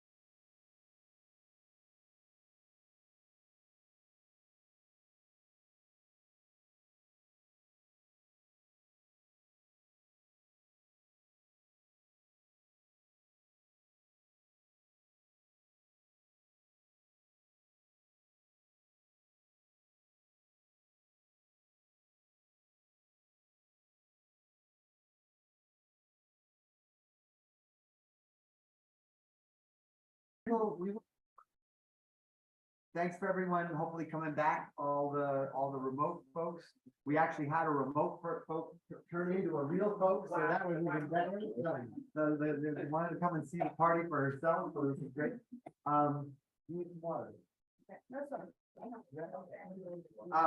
So we're gonna talk about collaborative fundraising. We're gonna do a bit of fundraising work, kind of go through things that you may know, maybe put labels on, and you may want to add some ideas to. But before we get started, I have to take a moment to introduce you to somebody who's phenomenal and give a huge thank you, who's been quite helpful in making these sessions happen. This is Dr. Walteria Tucker Roll.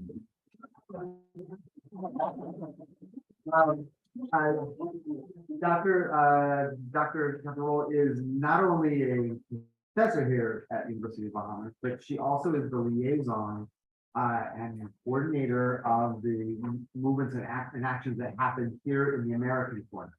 So she, for us, was a huge godsend as we were looking for spaces to do these types of sessions. And not only between her and Lydia have been incredibly gracious in making everything work and so we owe her an incredible debt of gratitude. Thank you very much. Hi. I am so happy. We are delighted to welcome you to the American Corner. I can tell that everybody's been having a great time. We are so excited about that. These spaces are offered to us at University of the Bahamas through a partnership that we have with the U.S. Embassy. And so it's part of my portfolio to help manage the programming here. And I want to put a shameless plug in. As you're doing your community work, this work that is so important to the Commonwealth of the Bahamas, I need you to think of us as a space that you can use. Anything that we host here is free and open to the public. We have free. So there's information as part of the connected. As a matter of fact, if you will scan the QR code that's on our doors, shout out to the environmentalists. We're trying to be as busy as possible, but if you think of us, send in a program proposal form. We review it based on 6 pillars that guide everything that happens. And this is part of the American Spaces program worldwide. Hi, shout out to y'all in virtual land. But we have 6 pillars. Most of what you all are working on, especially for nonprofits, we are really interested in supporting the work. If it has anything to do with the relationship between the Bahamas and the United States, if it helps us to provide credible information about the United States and its people, if it is a part of our in-country strategy, which includes things like women's empowerment, crime prevention, and other issues that touch sort of national needs of the Commonwealth, please think of us. Just as long as it's free and open to the public, if I can advertise it, if I can invite people, if you can invite people, then most likely it is a fit for this space. So don't get discouraged thinking that there are not spaces available to you. We have obviously hours between 9:30 to 5:30 for our regular operation where you can just come in. You can come in, you can bring children in, you can volunteer to read to kids during the summer or come in and do adult coloring classes. I mean, whatever you're feeling in the spirit to do, these spaces are open and available to you. You can use all of our resources. We provide the max professional level of Zoom if you don't have that available. We can extend all of our cameras, microphones, all the good stuff, and some other videos that we have getting to you. So please consider us, and I look forward to speaking with you as you finish up for the day. But I'm gonna stop here because I'm a Southerner and I love to talk. So thank you for all of you. Great performance we want on board. When you tell them in very straightforward terms about the deliberative dialogue.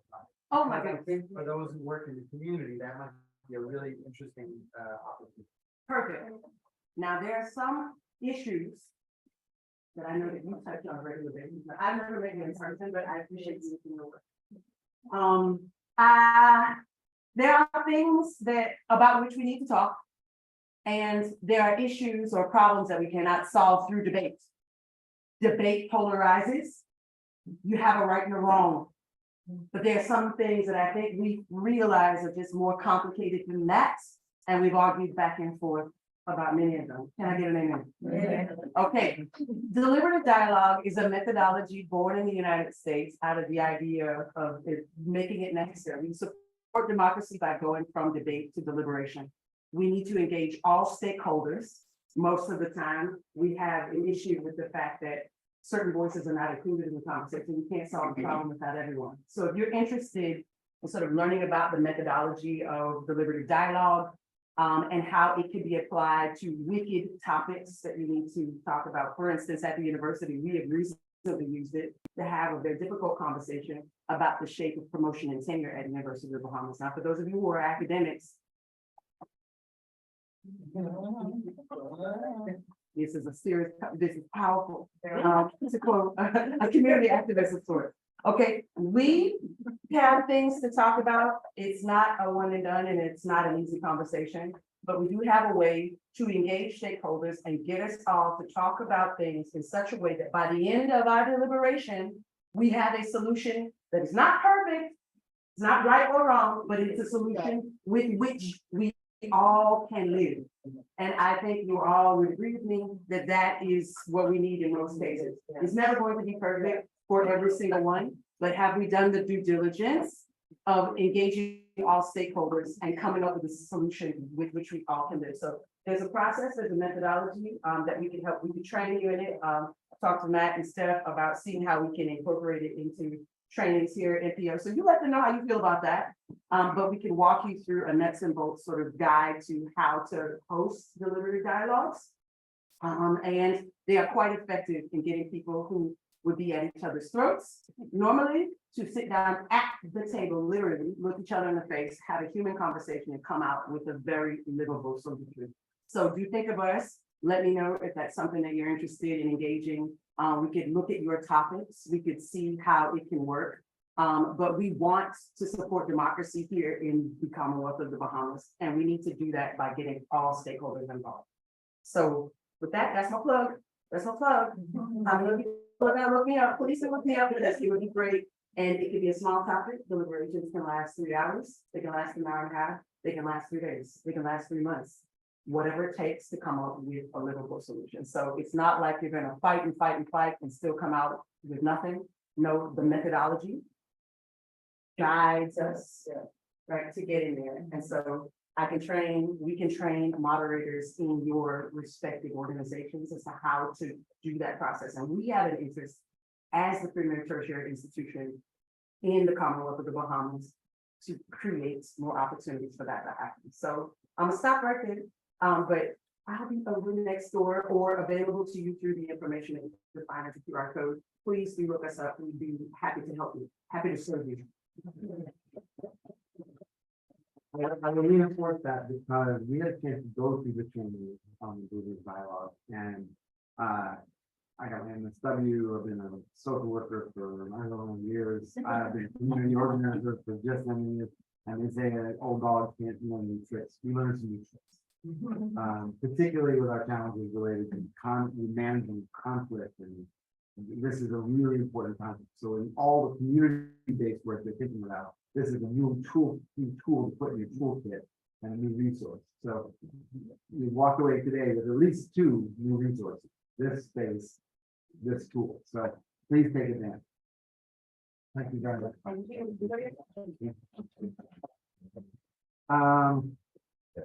I just have to move over here. So was the funders perspective valuable? Important, that was helpful. Okay. We do have a few other funders who wanted to be here. And so we may, as a little mini session, try and create some virtual opportunity to hear from folks like Rotary and from the US Embassy and some of the international organizations that do support us, as well as Atlantis and places like that.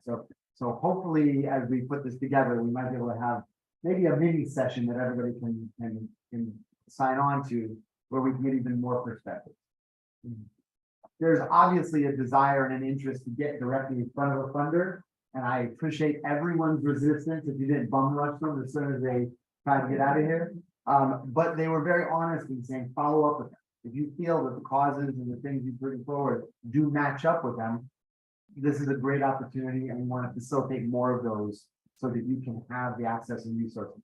Coming to these sessions is great and we love everybody, and the conceptual feeling that we're part of a group is incredible, but it doesn't matter if you don't have some tangible things you can walk out of. So that's also important for us. Oh, I think was there a collaborative fundraising thing that I jumped right into this? Nope, okay, I'm back right into this. Let me change that, because I think I made a change on my computer and didn't look at change. Okay. The slide share. Okay, that's all right. That's all right. Where is it here?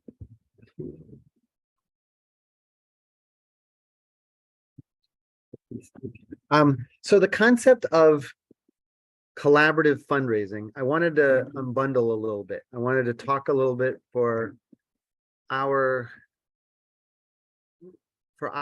purposes. What does this mean? Like, what does this mean for you? Like, what does the thought of what is the thought of doing something where you're literally having to share resources and or partner with another organization? Has anybody had that experience yet? Where you and another organization went forward to say, we're going to try and secure a grant, run an event, appeal to a particularly wealthy person and see if they would support us both. Has anybody done that yet?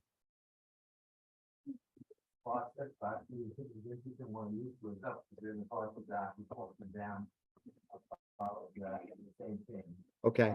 They're looking at going to that transition evaluation, if they're interested in continuing in the fund school, and that's what we do. So it could be a good working relationship with doing the same thing we do here. Okay. So, any difficulties so far? Okay. Okay, good, because Mark was here. Yeah.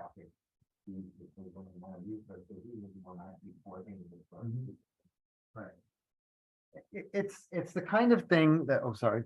It's the kind of thing that I think is going to have to be more of a regular part of our process, even while we're trying to do things on our own.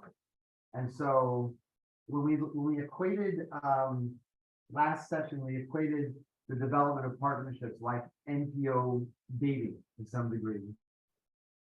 When you're in a relationship, if you're only all in that relationship and you're not taking care of your own particular needs, you unfortunately can lose yourself in that relationship.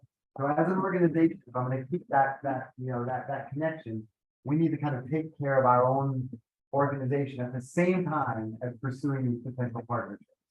And if you, like those of us who are in a good, strong relationship, if you're managing yourself and taking care of yourself, you can also then really contribute into that.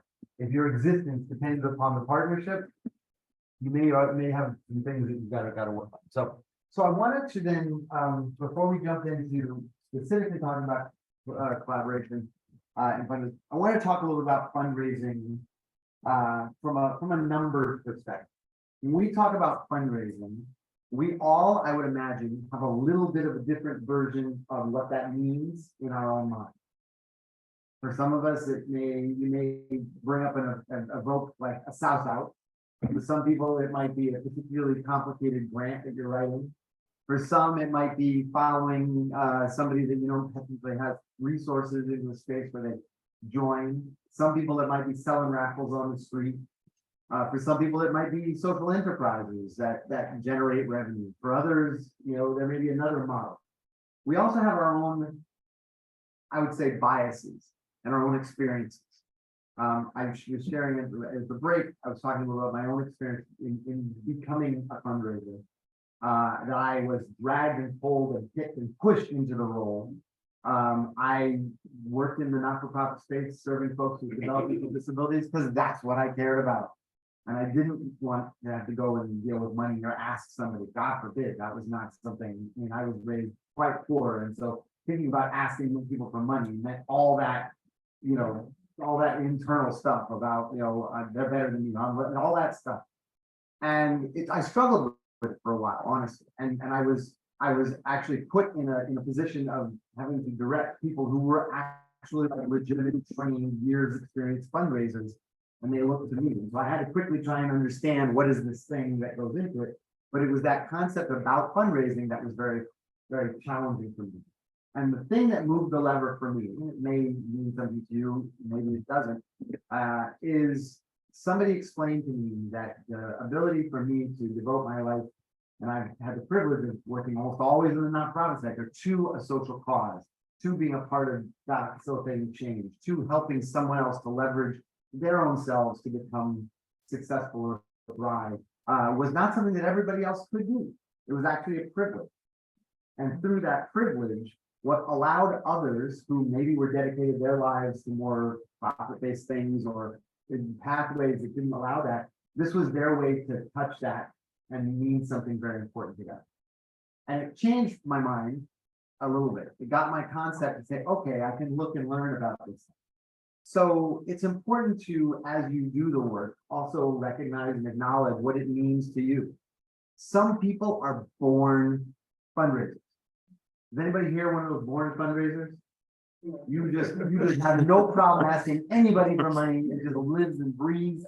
There are people. There are absolutely people. If you ever meet Sean Lightborn, that is a guy. That is a guy, right? So, not Sean Lightborn. Sean Lightborn, if you ever know Sean Lightborn from Freeport, is also a born fundraiser, but Sean Ingram. So I wanted though to say, recognizing we all have our different interpretations and experiences and thoughts related to it, let's go to what fundraising is. Because I think there are sometimes things that can be fleshed out by looking at the numbers. So what we're going to look at after this is a series of statistics that are driven from what is happening globally with fundraising in the last couple of years. Clearly, what happens in America and what happens here are going to be different to some degree. But I think there's some lessons within this that help us to think about our fundraising a little bit different. So you want to try this way? This way. next week? Okay. Right.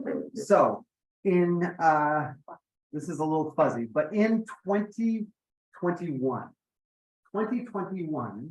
is coming out of COVID. Remember, everything fell down. This was a report on the giving that happened, US-based giving, but it proved pretty close to what happened in the UK, and it proved pretty close to what happened in other big spaces. And what you're seeing is that a lot of money was being given. It's interesting who was given by. When we do our fundraising, we think a lot about the places and spaces where money's come from. And we had foundations represented here today.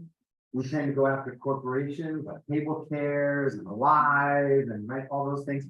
And we also tend to go to maybe institutions that we assume like Guanaluthra that also might have some back. But we don't always tend to think about the power of the individual.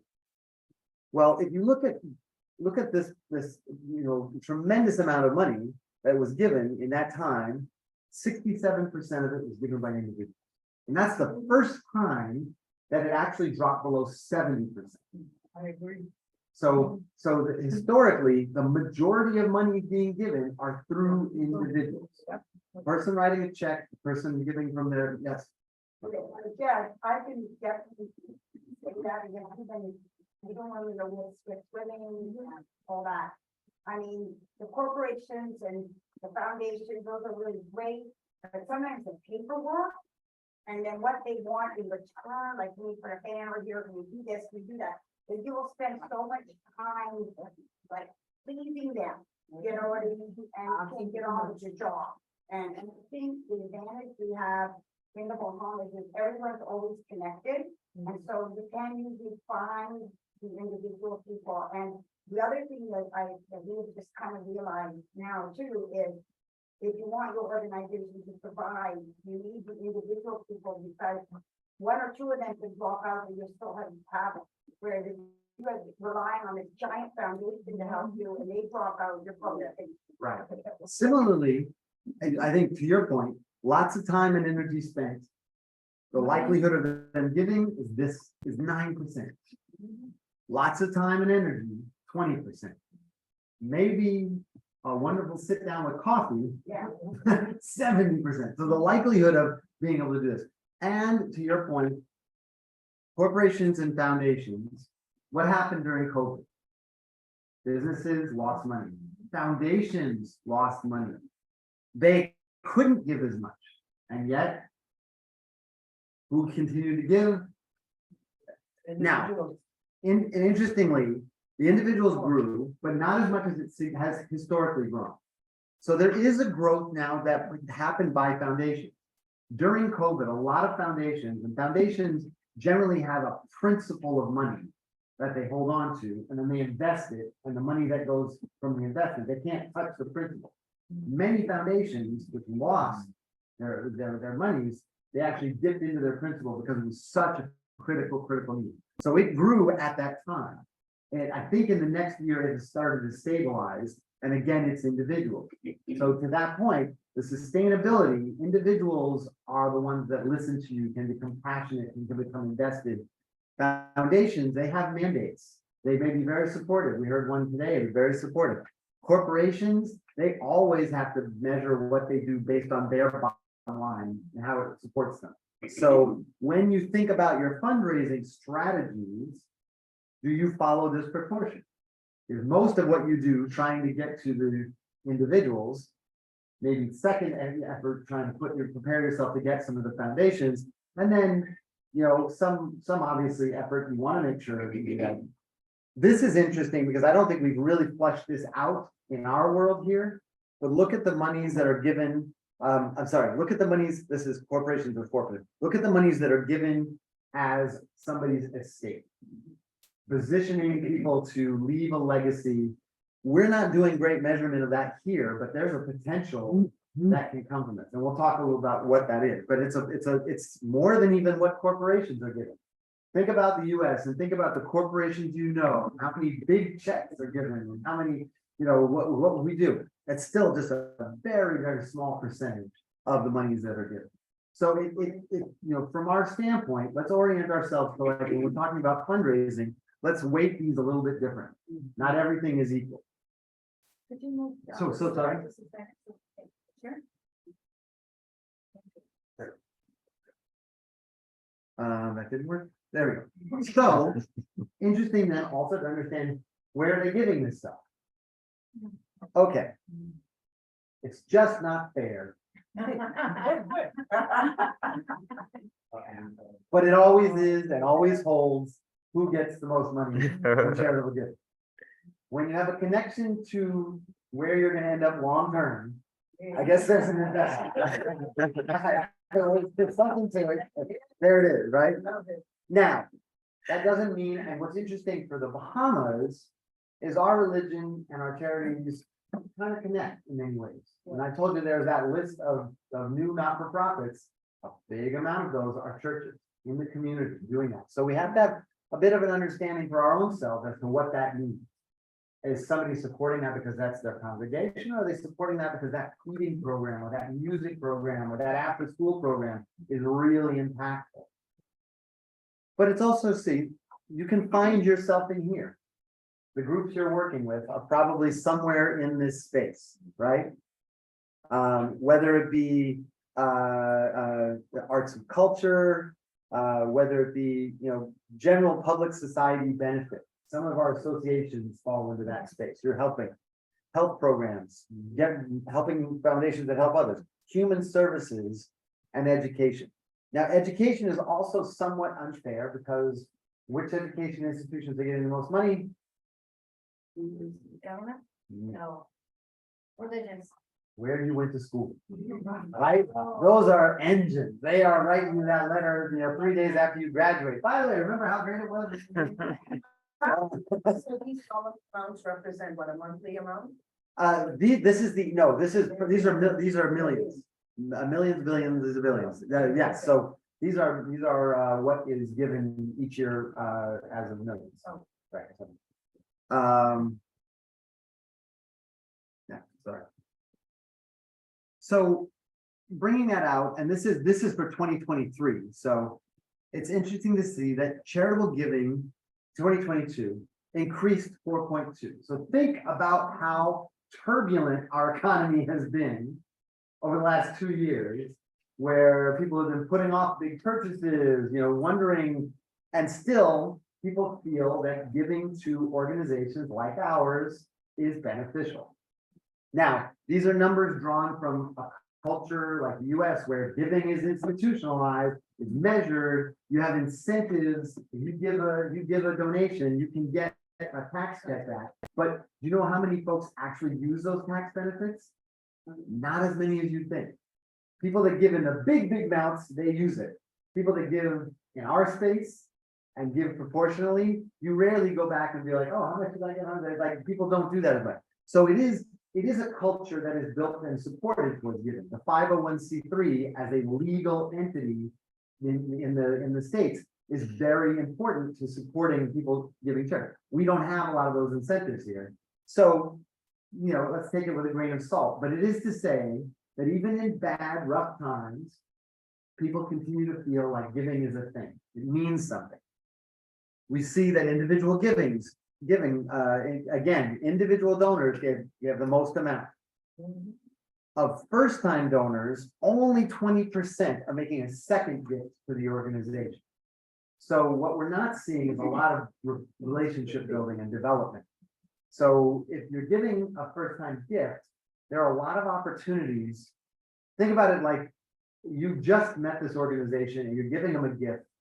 If it's treated well, you believe that it went well, then you're probably more likely to continue to give. And what we're seeing is that's not necessarily happening. So people are giving to lots of different spaces. That also creates opportunity for us who haven't necessarily had people giving. So there's people that are looking at. And then I thought this is really interesting. So 90% of the millennial donors are motivated to give by a compelling mission rather than a specific organization. So that means that small organizations that may not have the big profile, the name, the tag on their shirt that says we're this, have a very good shot with this particular donor group, right? Where do they live? Digital spaces. What's the cheapest thing to be able to do? For you to exist in digital spaces. So there's opportunities that do continue to exist. The economy may be stalled and there may be inflation rising, but it still seems like there are things out there that can work for groups like ours. Okay, so I love that stat. So 61% of donors are saying that they choose which not-for-profit to support based on what they do with the money. So people who probably knew who Curtis Mayfield was when I was playing that music will associate with that what I'm about to say.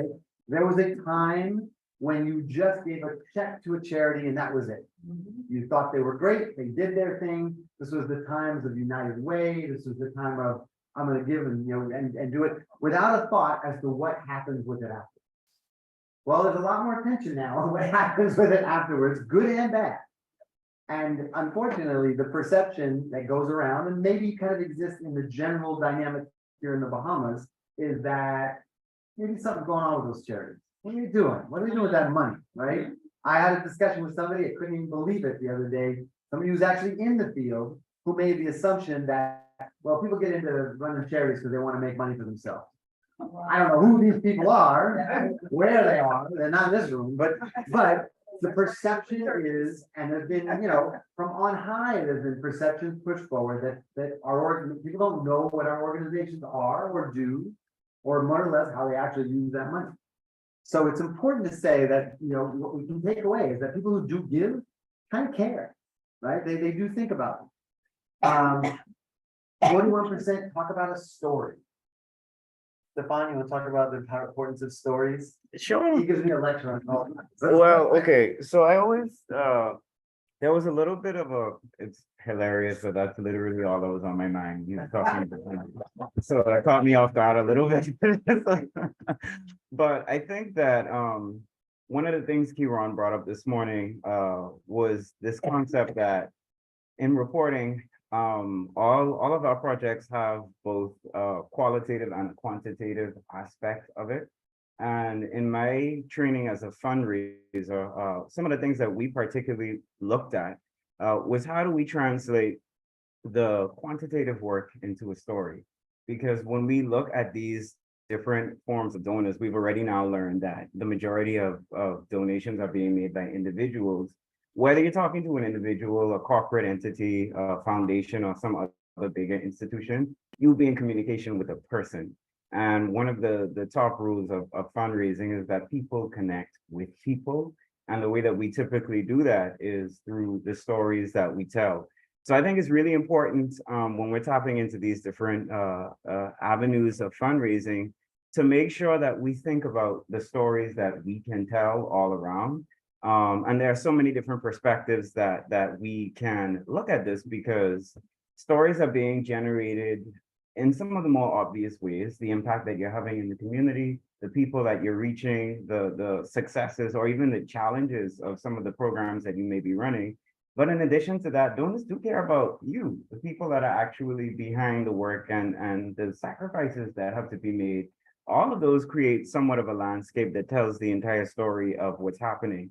And the reason I think that's more important than we give credit to in our fundraising initiatives is, for us, stories of the, okay. Okay, but for us, sorry, virtual family, I am with you. But the stories that we're learning, one of our latest projects is spending a good majority of the time actually doing outreach on family islands. And that has been challenging. If anyone has ever done any work that has reached the family islands, the dynamic is completely different, and it's very hard to run family island projects from New Providence. It's very expensive to go to family islands and do the work there as well.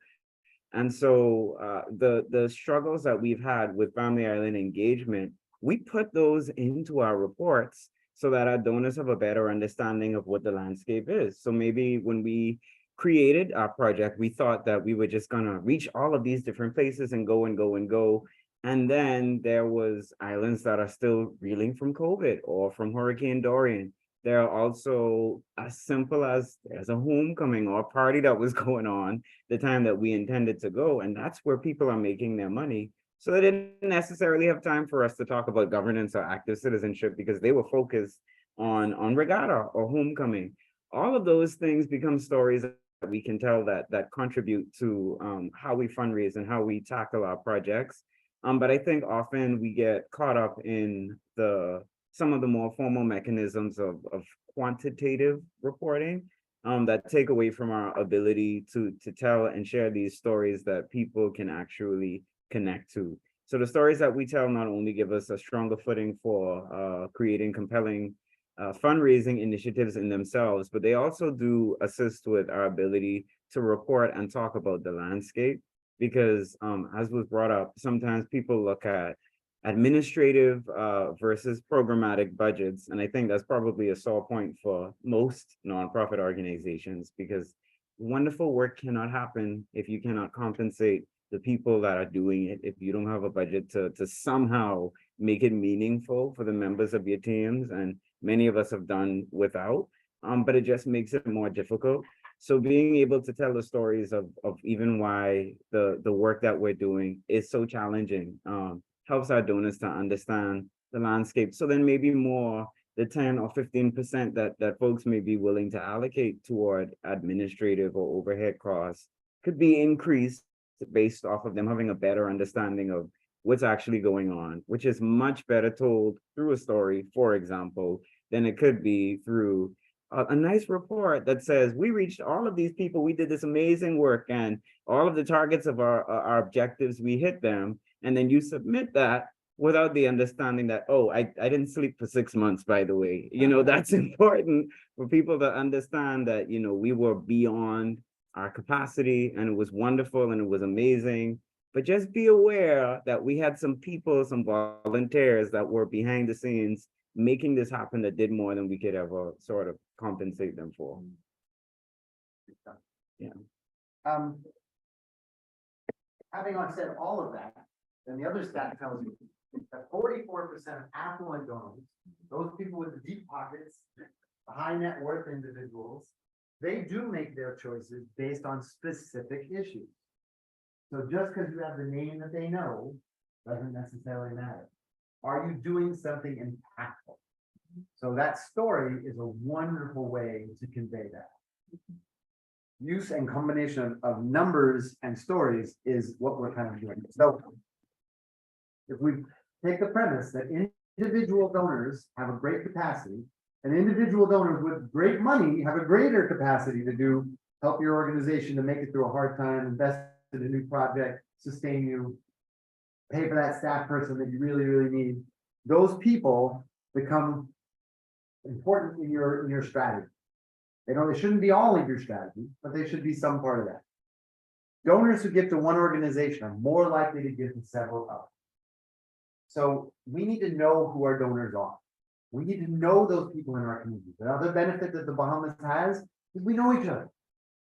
Only 400,000 people. People on one island know what's going on that island, even if it's from north to south. But if you know that they're connected to something else, that also gives you some insight about what they believe, what they care about, where they see an interest. And 1 in 5 donors don't give to nonprofits due to not being asked to donate. Everybody never shares it. Yeah. How many of us have a donate button on our website? How many of us, right, but not everybody. How many of us spend lots of time telling people about how wonderful our work is, and then we walk away thinking, they have my business card, they're gonna call me, they're gonna tell me, I'm expecting that check. You gotta ask. Yeah. It's the most miserable thing. I hate it. But we gotta ask. So we have to, and and again, you have to do it logically. Hi, good to know you. By the way, you look great. Doesn't really work. It doesn't really work. So we have to think about how that case goes. We'll talk a little bit about relationship-based fundraising a little bit. Business owners. Business owners give money. Remember, it said corporate donors gave 4%, but small business owners give a significant amount. So we're out there chasing after the Kellys and the Lives and, give me, Leno, all of who give money. But it's truth, we're leaving all of our small businesses in a space where maybe they should be a bigger part of our strategy. Maybe we should be thinking about and bringing them to, because small businesses are also closest to the community. They probably see the issues a little bit better than what we do and how we do and what we need to. So thinking about, again, this may not exactly translate from US to here, but something about it tells you that the personality of a small business might be more like a person than it is like a big corporation. All right. So this was just an online donation reminder because we're going to ultimately think about this. Having said that, online giving here in the Bahamas is not a real thing yet. It's not. It's really costly to get that license, to be able to accept monies locally. Alive Together does have a platform that if you haven't checked it out, you should be able to use it. You do have to be qualified to use it. So there is a vehicle, there is kind of expensive on the transaction side. And there are other resources like Global Giving, which is another free resource. If you don't have a chance to have a 501c3 like One Eleuthera, Global Giving is a not-for-profit in the States that actually allows you have to qualify and you have to apply, but you can then accept donations online for your specific projects from US and UK based donors where they can get the tax benefit letter that they would like. So if you have audiences that are external to the Bahamas that like you or think about you, these might be tools that are free that you could use. Local giving here, we haven't quite cracked the nut yet, but it's a dynamic, it's important. As all these mobile wallets have started to exist, interestingly, Canoe, Mobile Assist, Island Pay, they all have donation features built in. One of the things that donors are looking for too is an automatic thing, So right now, you gotta remember to call and say, or even say, okay, it's time. But they're looking for just an automatic deduction, I'll give it to you. So global giving has that Has feature. that, okay. And more importantly, they actually support it. There are different times of the year that they support, you can get matched funding based on the performance of how you've done. So they have an incentive this year to give a certain percentage of money back if you start to recruit people to give, like you say, for recurring monthly donors. So we have one monthly donor that gives, I think, $250 each month. Yep.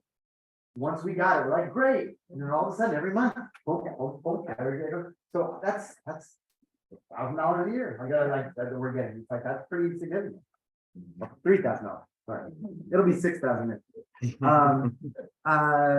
So you said it perfectly for us.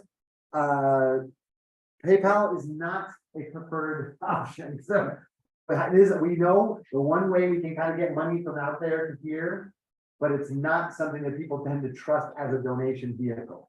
So if we're gonna think about that, it's probably not the best way to get people online, even though it's probably the easiest way to set up here. And which is like, we've known this for years and years and years and years, and still we forget about it, but a website in today's platform of social media chapters and this and this and this, the website is still probably your most effective tool for digital fundraising. Facebook has an online donation platform, Amazon, I think they just canceled it. You can donate, you can get donations by Instagram, you can do all these things, but they're all channels back to somewhere that you can capture and build a relationship. So the website still has great value. So just, you don't want to toss it out because there are newer, shinier things on the deck now. All right. So did anybody not take away something like aha through those numbers? Everybody, that was relevant for most folks? Anything that stood out particularly for anybody on any of those? Individuals. Yeah. That's a great takeaway. If we can grab that takeaway, so we know, and this is gonna sound a little unsophisticated, but we know that there's lots of money that lives behind the gates. And we also know why those gates were built.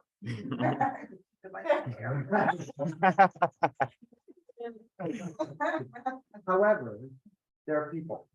Yeah. People that know and believe and care about causes. And it'd be, I'm sure, like, if somebody did this study, it'd be horrible for us to see it. But those same very people who aren't necessarily supporting things in the Bahamas are supporting lots of things in other spaces. Yeah. And I don't think it's because there's something bad or wrong about the Bahamas. I think that we haven't necessarily positioned ourselves to be making those cases with stories and numbers and pacing and development. Yes. Yeah, you know, the thing too is like, with our program, our biggest selling point is when they come and see the program. Because we can send videos and everything like that, but when people actually come and see us with the children and how it's run, I mean, we usually convert someone immediately. So, but it is hard, like you said, getting the people in those gated communities to come and watch something. They will do it, but it is very difficult to you gotta keep looking for that opening to get them there to see that. And we did this, I mean, this was when we do our communications training, Chantel Wilson, who's great at doing that, will help us both think about it, but you can almost make that pathway of how you engage and how you bring them to points where the moment of seeing that is phenomenal. And by the way, I took a little guilt away from that, we haven't come to see your programs yet. I'm so sorry. It will be on the list. But 10 yards. I know. Yes. You notice that the individual is giving the most, giving mostly to the church. There's a real correlation. So some of that then also relates to our own connection to spiritual, our spiritual selves and the entities. But there's also things inherent to what churches and religious institutions have done. They build community. Right? They speak about things in optimistic ways, right? They talk about, you're not investing in the church that is not dynamic enough, likely, but they're also really good at framing up the case. We need the pews right now, folks. You hear it every Sunday. You hear it 3 times every Sunday, and then somebody comes up with a basket to give you. Isn't it right? Twice. Oh, yeah. So I'm not saying you need those institutions. I'm saying that those, because similarly, the next is universities, just do it really well too. Then look at the Providence Community Church that basically gives to persons into disasters, right? For Dorian and that kind of thing, right? So that is the communities inside of the community, and people like to be a part of community. Absolutely. And this is again, the opportunity I think that is there is that when we look at those churches and their function in the communities are serving in many ways, kind of like our pre-existing not-for-profit. I mean, I'm speaking to the Great Commission, who has that very same intersect of being in communities and also adding a spiritual component to what that is. There's a power to that, right? And it's not bad, it's intentional. It's thinking about the fact that people see this isn't a one-stop. I'm not just putting something in. I have a vested interest. I care as part of my community. We as organizations, in many ways, learn from that. As I said, universities too, similarly have very structured models of how they remind you. What did we give you? Remember that degree? Remember that time you were there? They have homecomings. They have reasons to come back together to value what you saw them bring into the world that helped to change either your existence or the community. Because none of churches, universities, institutions like that, they are having impact in the community. So yes, the religious theme one is the highest, education is another, but I think it's not anything against what they do or why they do it. It's also how they do it can also be beneficial. We can learn and gather some information from that. Right. It's not take. But if I could add to if I could add to that, I think another thing about the religious culture is that it doesn't only demonstrate benefit, but it sort of creates a culture of giving through teaching people the value of giving. So even if there's not a particular thing that's being done, when you go to church, for those that do go to church, you almost learn that there's an inherent value to giving to those around you. And so it becomes embedded as a part of your culture. So it's great if something comes up, or if there's a community program or some project around the church that you go to every week, sometimes multiple times a week, that's great. But when there is not, we've already been taught and cultured that it's a good thing to give to other people and not to hold on to everything for yourself. And so that's a key point, is if we're gonna take the word fundraising, and those of us who aren't so comfortable with it, put it aside. Where am I going? It's fundamentally about relationship building. Your fundraising should be a process of developing relationships. Speak in what you already know about relationships. You don't try and get married on the first date. There are multiple. Trust is crucial, right? We need to get along. We're not, arranged marriages don't always work so well. Like, there are things that are inherent to us in building our relationships that can be applied to the way we think and manage through fundraising that can be productive because they're about long term. There are times when all of our organizations, we need the thing and we need it now. There was a time maybe 4 years ago where it was like everything fell along, and we were a funder was not able to come through when they did. And there were just times where we need to keep the lights on and keep people going, and those are critical. But those people that would have helped you ongoingly, they are invested. They care. They see the benefit of not just the services you're providing, but what your organization brings to our overall community. Those relationships and individuals are based on us having built mutually beneficial relationships, partnerships, those types. So when we talk about collaborative fundraising, think about those two things don't always match up. So you would have cultivated and developed a strong relationship with her. She is your benefactor. She cares about the crisis center. She knows, she believes in it. It's what she is. And you are now going to partner with Bahamas Feeding Net. Well, Bahamas Feeding Network, their patron Stefan over there, years and years and years, he's been the person that every year comes out, volunteers, but he also gives a good portion of money. You're now working together. How comfortable are you to let her talk to her? How comfortable are you to let good old Stefan come and see how wonderful the crisis center is? Don't get that, as long as I can get my money. So we have to think it through, because theoretically, he may say, wow, I can support two wonderful organizations, and I've already been touched by this one. I can now connect in that. Remember we said people who support one organization are more likely to support several? So there is a long-term potential benefit, but there also is just that very same risk. He's like, you know what? Crisis center is a little closer to me. I don't have to go all the way over there. I'm gonna go there.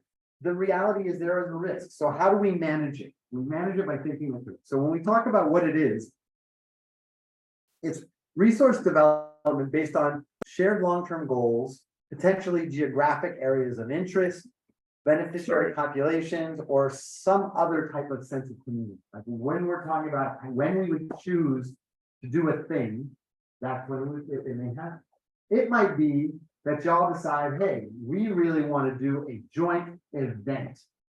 We're gonna do an incredible night out. We're gonna, the Cancer Society is now doing the Met Ball. We're gonna do something like that. We're gonna do an amazing night out.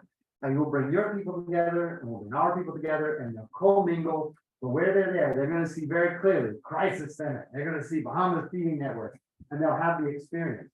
It's absolutely possible because the cost of maybe renting that venue, paying for that food, getting the music might be more than one organization could manage. But the potential return is, wow. Stefan's like, wow, look at what my organization did. I had a wonderful night out. I'm gonna invite my friends to get involved, and they might come and say, now, more people there, you've increased the possibility. So in theory, that could be a really good thing. At the same time, if you do that exact same scenario, the Bahamas Feeding Network's a little bit more cool. They got their own music, their whole setup, they got all their staff out wearing the cool neon shirts, talking to you. They have that crisis center, we're gonna sit in the corner, we're gonna drink and look at people. Right? And so all of the experience is, wow, I'm so cool that I want to really be able to belong to this organization. Then it wouldn't work out as well because it's not as equal or as mutual or as well thought through. So in doing this, it sounds theoretically great, but you have to be a little bit more attentive to specifics. So going back, we started this as what the partnership components are. Underlying partnership. So fairness, respect, care, and honesty. We got to know you are not stealing my people. You are not stealing my people. This is not about that. Oh, no. We have to have co-creation, commitment, communication, and continuous review. This can't be a thing that was just formed one afternoon and we thought, hey, let's do a cool thing. It's got to be talked about. You've got to think about what do we bring together that is going to benefit us mutually. You have access to Di and Julian Believe and all the musicians. You have a venue. You want to come and hang out at that house that one of your donors allows you to. All of a sudden, you're bringing in something that the other can't. So then you understand what it's about, what that means, and then continuously reviewing. Are we okay? Did you do what you said you were going to do? Are we on top of it? And if we're doing this, then we have equity. Then we have a partnership that makes sense. If any of these pieces missing, you can see how the house might tip over, right? It might skew. There's a building code, and I'm sure. Yes. Yes. Can I ask Yes. one of the- What do you do, and that come up later, you Yep. can answer, but, what if you have a really good relationship with the sponsor, Mhm. okay, and they provide the service, okay? But then all of a sudden, like, I know this sounds silly, okay, like, Blue Adventure takes our kids stronger, Mhm. okay, and we're happy with them 3 years ago, they did it. And then all of a sudden, someone steps up and we're like, well, I can offer them a better deal, right? But you're loyal to your Blue Adventure, you know what I mean? And they're still doing a good job. How do you, like, you gotta know where to balance that. You wanna not lose a sponsor, but Right. you don't want the two sponsors competing against each other. Send them the feed. Right. You want them both. Yeah. So, first off, many organizations would really like to have that process.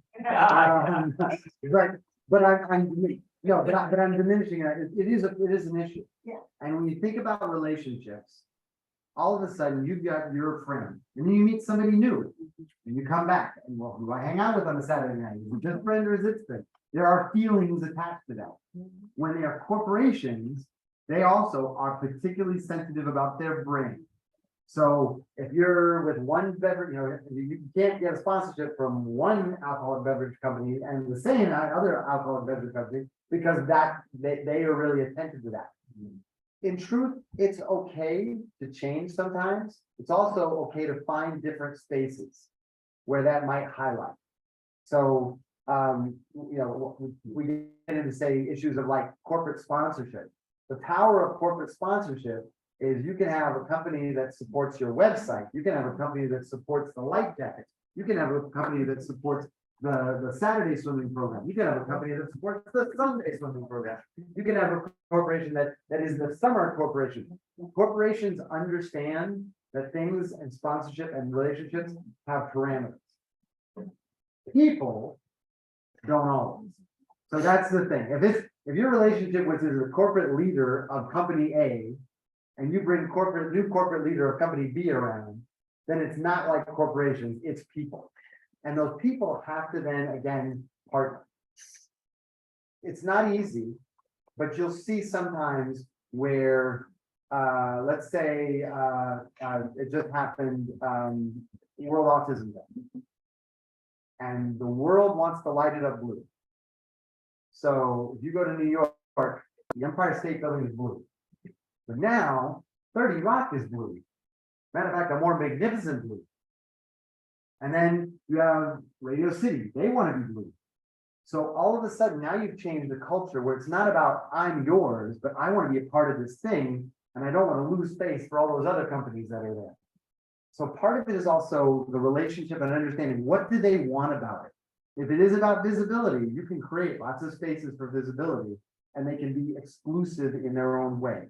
If it's about a relationship of an individual, then you've got to treat that just like you would with somebody who you have a personal relationship to make sure that you understand what would make them, what would be off-putting for them, what would be stepping into their potential territory and manage it at that level.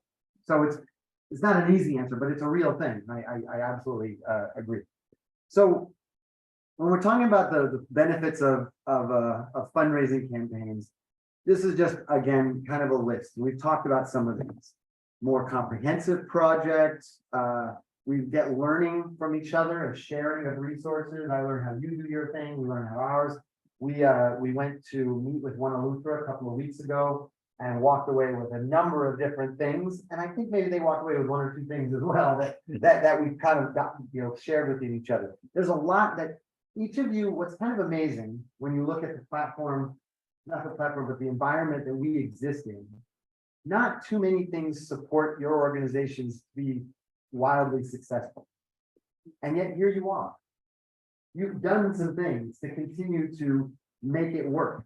Those are not little things. Those are important learnings. Those are things that we haven't always taken away. So we had even in this discussion, we've had some sharings about how people can take advantage of this or do that or find different folks to volunteer. A lot can happen through that. And in a fundraising collaboration, a lot of learning that can be beneficial on both sides comes away. Bigger projects, this is the reason why you might group with 3 or 4 groups. They might attract a funder in a different way. So Kieran said that one of his questions, Kieran said one of his questions when they talk to folks is, what if you got $1 million? What would you do with it? Most of us are not prepared to manage $1 million. Not only would our bank lose their mind, but our board would freak out. Like, oh my goodness, what is like that? But if 4 of us each had a chunk of that, 8 of us each had something like that. Well, you say that, but again, the likelihood of like how to manage and execute against that $1 million grant also means you have to hit 10,000 people. Then how do we get to that 10,000 people? I take 2, and you take 2, and you take 2. And I mean, so there's also a balance to manage the opportunities that may come with a resource like that.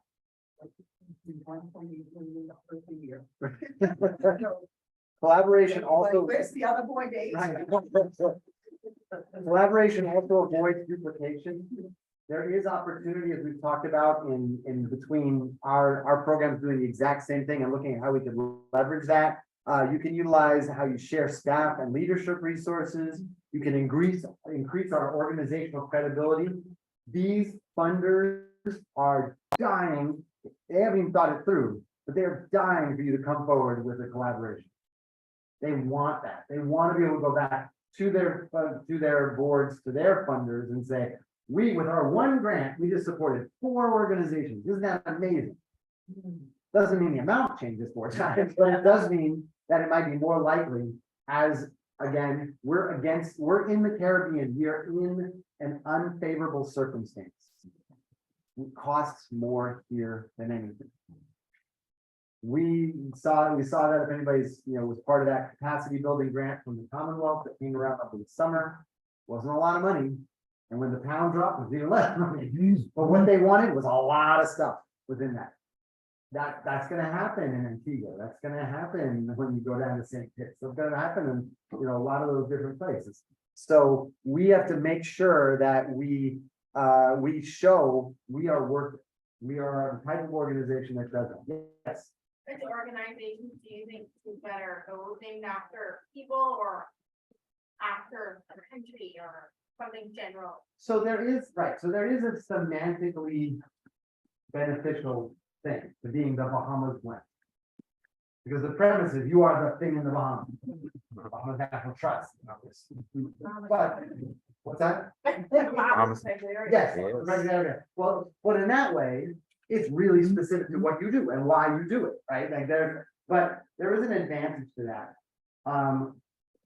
If there's affiliation to the individual, that can be beneficial in the short term and potentially in the long term. The Rockefeller Foundation is the Rockefeller Foundation. They're not going to change it to be something else because their dedication is to this. The Templeton Foundation is the Templeton Foundation. At the same time, that also may not necessarily expand or give you the sense of what that thing does right away. And that's what some of the digital stuff talks about, is the impact of what we do. We're now, as an organization, we're 7 years out, 8 years out. Yeah. And we got lots of history, lots of brand equity, and the little square, show that.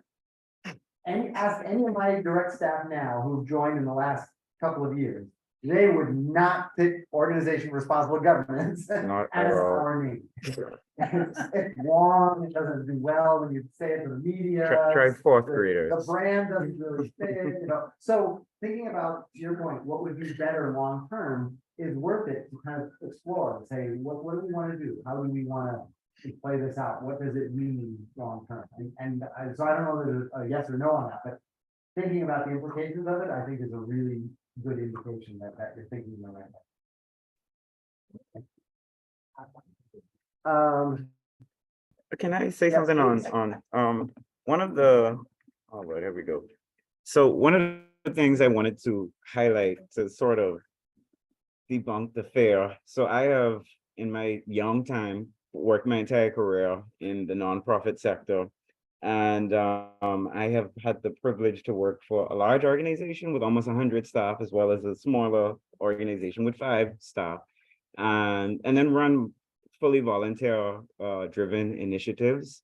And one of the things that I realized is when we do collaborative fundraising and collaborative projects, there's this measure of risk management that also comes into play.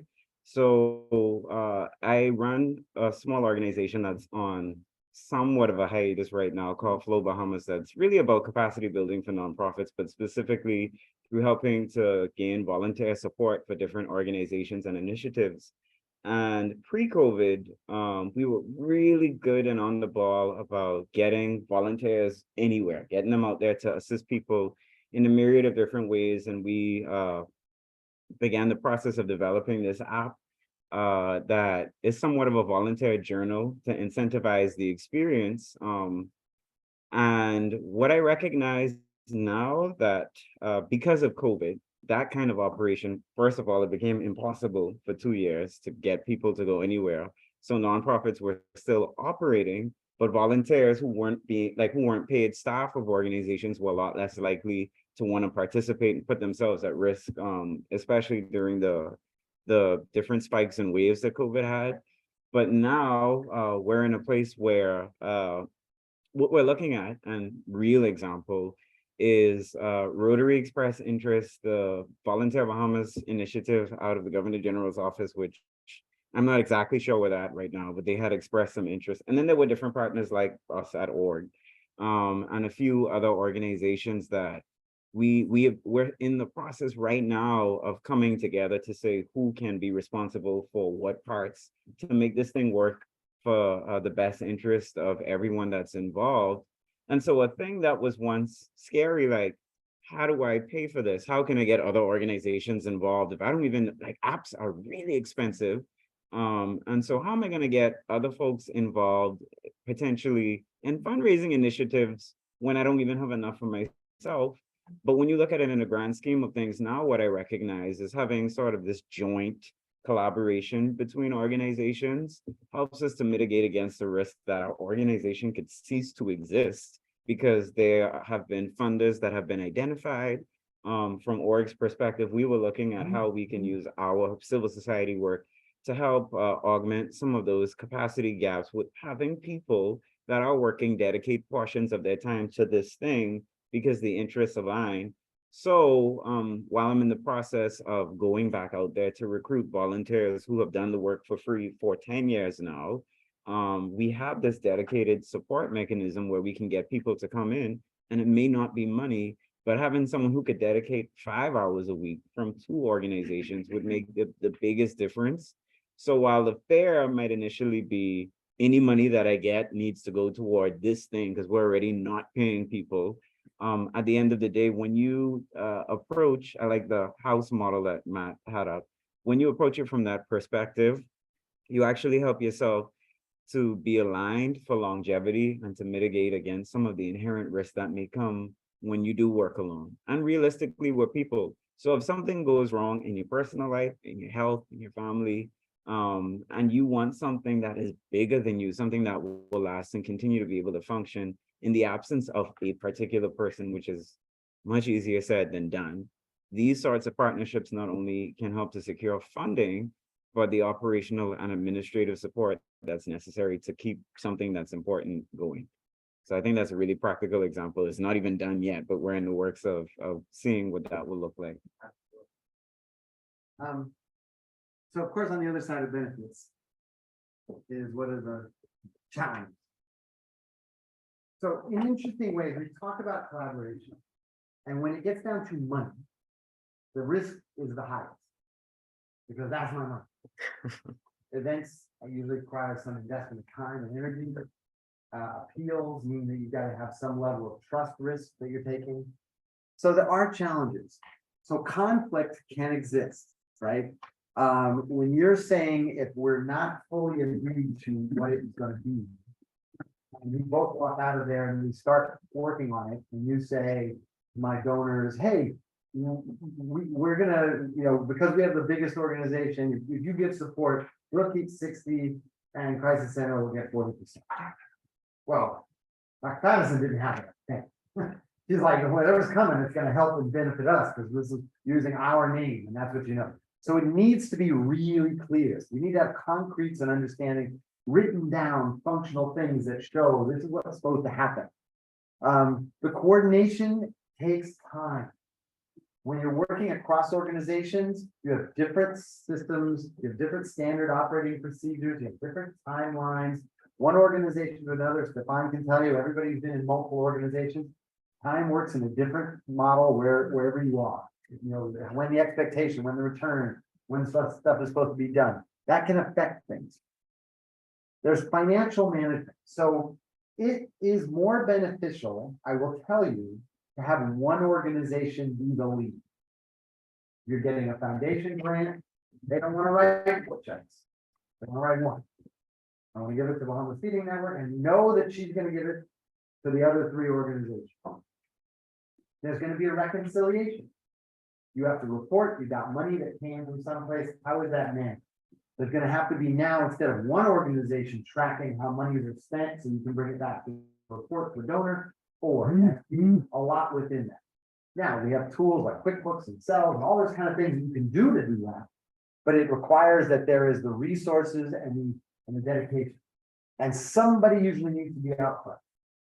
So what Kiran didn't speak about is the fact that One Eleuthera has done that for a lot of organizations. They've been the interface. They've accepted donations or used their 501c3 or written a grant and but then they're then subsequently more responsible to get that money out, bring it back, bring the information back. So it is a little bit of loss of control in that way. Less flexibility. So you're working on this joint project, Stefan's organization and mine, but my board decides that, you know what we really want to do? We want to do another project now. Well, I've already committed to him that we're going to be spending our time to do this thing together, even though the board says, well, don't worry about that. That's a side thing. This is going to be much more important.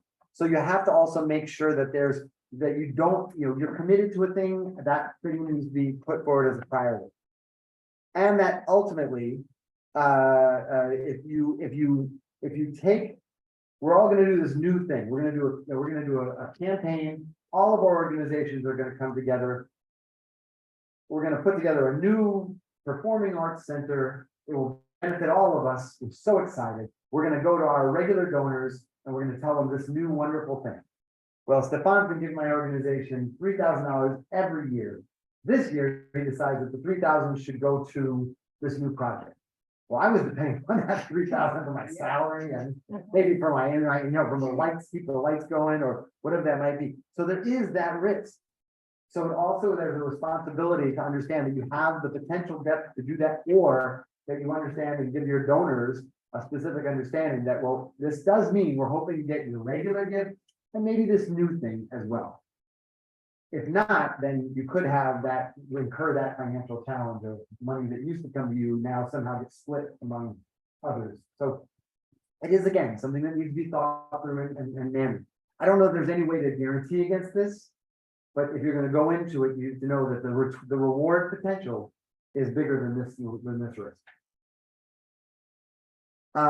So some of the pitfalls are making sure that you clarify who's making and how we're making decisions, how it's going to be controlled ongoingly. If a project is being worked and you say, oh, we want to do this, no, we want to make it bigger, we want to make it smaller. How did that decision get made? The unrealistic or differing expectations. I'm not a big believer that we're going to throw a big event and everybody's going to come. If you build it and they will come, does not always work. Yet some people really believe that. We do a huge party and a rally, it's going to change everything.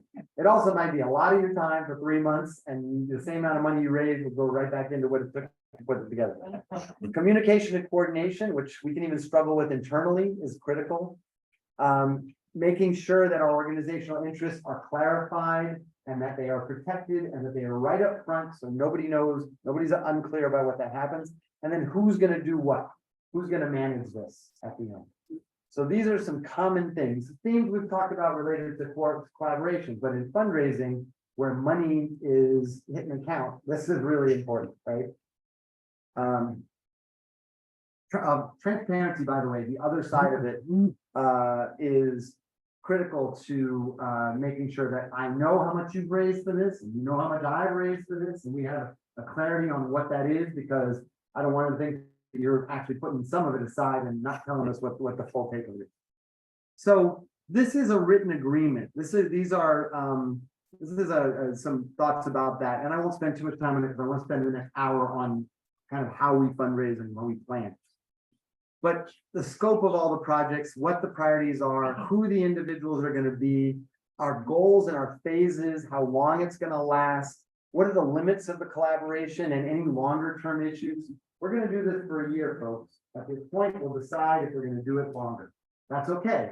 We're going to do it for 3 years because we really think this is a 3-year project. But that means that 3 years, every year, we're going to check in. Is it going well? Do we decide we want to keep doing this, or are we going to step back from it?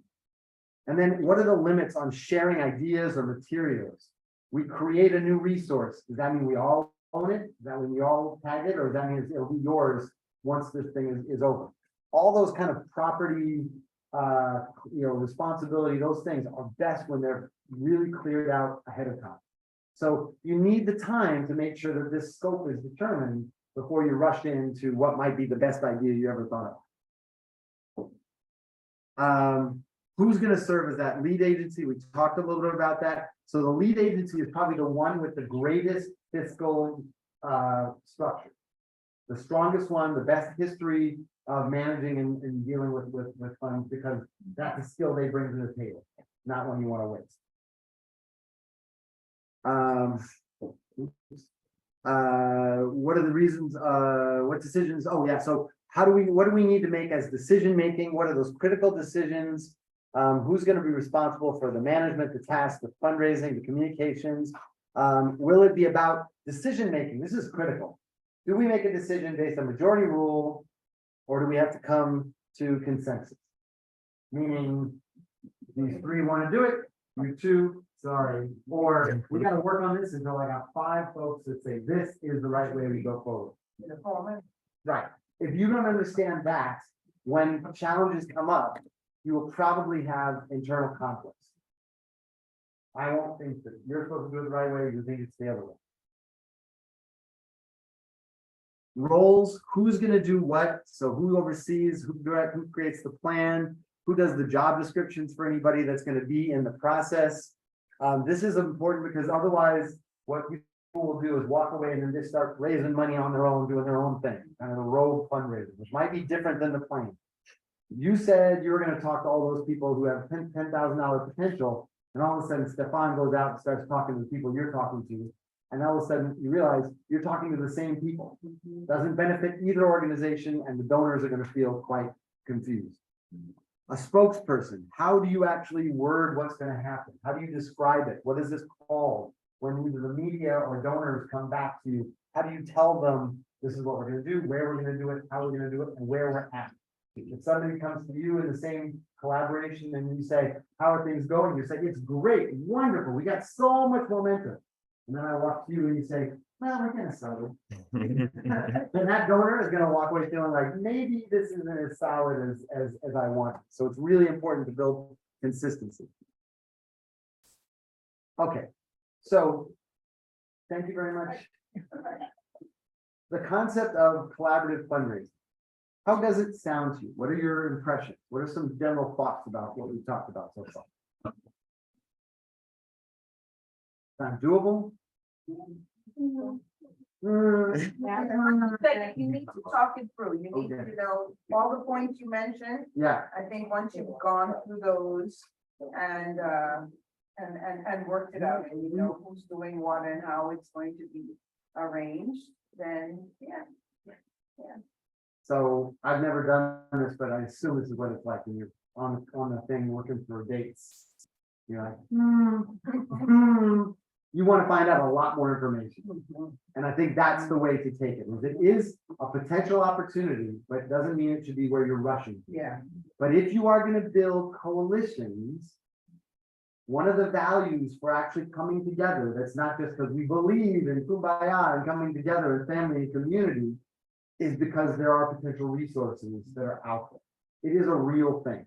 Interestingly enough, other organizations do the fundraising and include 3 or more of us as the benefactors. So it's interesting that somebody else can do it and somebody else does it, but we haven't gotten together to do it ourselves. Right, and I think that's that when we talk about that term of intentionality, the difference of controlling your own fate is doing the same thing, but it's your direction. And the likelihood is if you put it into your direction, it's also going to meet your objectives stronger, and there may be even more capacity to raise funds to use it to draw in people to really do that. One thought we have here in Yeah. this country, we do work in silos. Yes. That's to our detriment. Absolutely. Yeah. And that is absolutely what brings us through this process, is coming back to that. Our silos mean that we have incredibly talented, resourceful, smart, experienced, innovative people in all of our areas and sectors, and we're still not really making the progress we should. Because I'm in my corner, you're in your corner, you're in your corner, and he's in his corner. So the leveraging and this becomes a structure to try that out, can be a possibility. As much as we talked about all that complicated and roles and contracts, you could do a walkathon together. You could do a sound stuff together as a beginning. You could do a night out or an appeal to raise money for a thing with one or two organizations. It doesn't have to be particularly complex, but it just needs to be thought through. Yes. Like, I was talking to Amanda, like, with that, we tried, with swimming. When we first started, everything was always, oh, they could be a competitive swimmer, right? But, I mean, we're taking children, some of them never even been on a bus, okay, or school. So like, they're not gonna jump into being, going every day to swim practice, you know what I mean? They just, it's just not even there. But now that sailing has gotten more organized and it's more of a commitment of only once or twice a week, they can take a bus to the National Yacht Club or whatever. And so like that, we're starting to build a relationship now. That's more great. with sailing.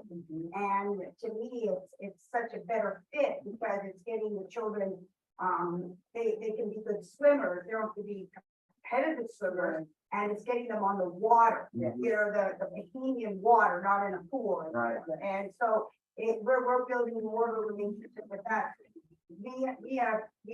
Eventually, we're probably going to cooperate with them because it is a feeding thing, just like that would be a natural fit for some of these. But think how powerful that statement is and how bigger your value now talked about to a donor. Right. We create this pathway for Bahamians to have a better integration with their natural environment. Right, And now they're national sport. Right. Yeah. We also find like a lot of people come to us and they want to help with the environment, right? And so they want people to be able to go and save the reef and all that. Well, the children don't even know how to swim. They don't even know what a reef looks like. Right. You know what I mean? And so it's like working just, like we haven't been able to work yet with reef or any of those people because we can't tell them that you can go into the schools and take them snorkeling. They can't go snorkeling, they can't swim. You know what I mean? So it's like, so that, we haven't got to that level yet. Well, one successful partnership probably gives the great, it's like on your resume. Oh, I see you've done this before. It becomes less scary, right? For somebody else who maybe hasn't done it. So there's great opportunity with them. That is great. So I wanted to take the next hour, we're committed to getting you up by 3:30, to go through fundraising for a bit. Not specifically collaborative, but just good fundraising practice. I've got lots of slides and lots of information. You will get all of this, but I also want to go through and kind of talk about the foundations of what fundraising maybe can and should be. To see again if it resonates, if the resource you may want to utilize, if there's questions or thoughts you might want to add to it. By the way, are there any comments on our remote folks? No, Okay. not at this time. Please, if you have questions or comments, please make sure you check in. Don't do that. So like everything good, it all starts with a plan. So when we talk about a fundraising plan, I think it's also important. You see more than two things on No. there? Click on it, see if it's anything adds. There.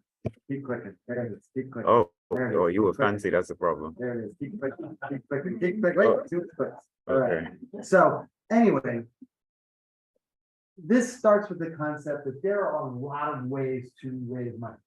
I'm not sure if you can see it on this side, but we're seeing these circles. Let's believe that our organization is at the beginning of this circle. And these are like, oops. These are like, if you drop the stone in water and you get those ripples, right? This is the ripples. So you're here in the middle. All of these are types of ways to raise money. Cause-related marketing. Super Value is going to give, ask their customers to give $1 to your organization for the whole period of the month that is, mental health month, or the month that is the environment, the Earth month or Earth Day or whatever it is. That means a business is using their commercial process to be able to get you some potential funding from their customers. Draws like raffles and things like that. Pia Farmer gives you one of those wonderful electric cars and says, sell lotteries for this and you can keep the proceeds. Sponsorship. The Caribbean Bottling Company comes in and they're gonna sponsor that part of that part of the Bahamas Feeding Network's kitchen area. We're gonna sponsor that and make sure we put money into it. Fee for service, you're doing something in the community, you're educating kids, you're helping to learn a skill, you're supporting kids to develop different types of technical skills, and you're doing so for a small fee. Peer-to-peer crowdsourcing. I'm asking you to ask your friend, ask your friend, ask your friend, ask your friend. Events, we all know those, balls and galas and sorts of outs and and walkathons. Direct mail or email. I'm sending you an email that says, please, won't you consider supporting our organization for $10, and then 3 months later, $25, and then 3 months later, $50, and then $100. I'm sending you direct things. Telephone appeals. I'm calling you every 3 months and saying, would you give me $10? Would you please give me $25? Corporate donation, where employees are being mobilized to support you. So we're gonna say we have it's not just a sponsorship, we're doing it because we invest in your organization. It's a little deeper. It's not as, I need my name on a plaque. The workplace giving, again, that's not employees. Businesses asking their employees to give based on their caring and an opportunity for employees to engage with your organization. Planned gifts, meaning you have a sizable estate or something in your estate that you're going to leave to support the Bahamas Protected Areas Fund upon your passing. And major gifts. Major gifts doesn't mean, big money. It means a meaningful gift to that person. A major gift for someone might be $1,000. It might be $1 million. It's based on their capacity, but it means that they're giving it to you with the intention that it is special for them. It has a meaning. It is a major gift. That relationship is not a casual, here's a check. It is, I'm doing this because I want myself connected to this. Now, these are positioned on these ripples or concentric circles based on the level of personal connection to your cause. So giving at the grocery store because you're inspired because the super value clerk says, don't you want to give $1 to support? Well, that's like buying a pack of gum. Oh, yeah, sure, I'll give $1. Charity draws, I'll buy a raffle, I want an electric car, right? The fee for service, I need what you're giving me, so there'll be a transaction. I appreciate that you're giving it to me, and I'm gonna work on that, but that's it. Sponsorship, again, we're based on visibility. You have a great profile in the community, and I want to make sure that my company has that, so we put it on our website. Events, we're not touching people, we're getting people in a room, we're talking to them and having more personal connections.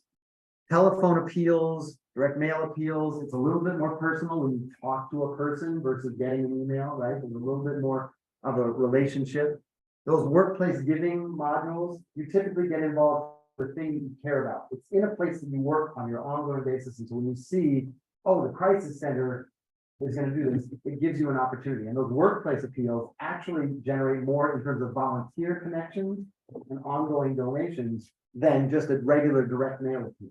Because it's the double reinforcement of like where I spend most of my time and a cause that makes me feel good about where I work and what I do with myself.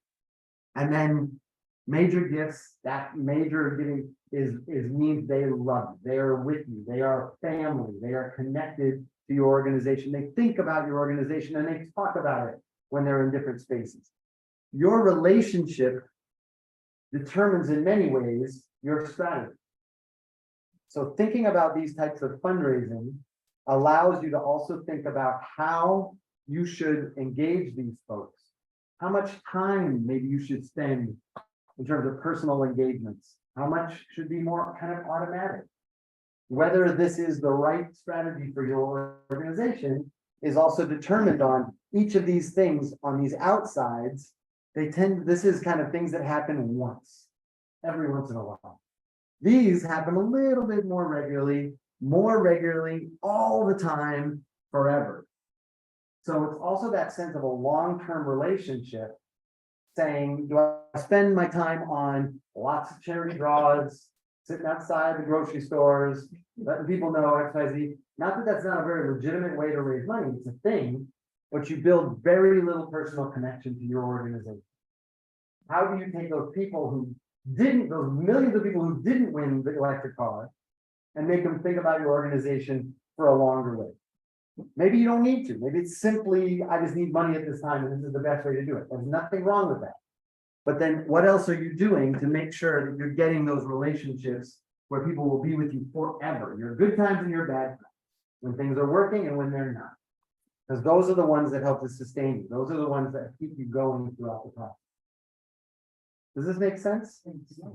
Anything that we might have missed that we didn't put down, you can think of that was a fundraising tactic that we didn't connect?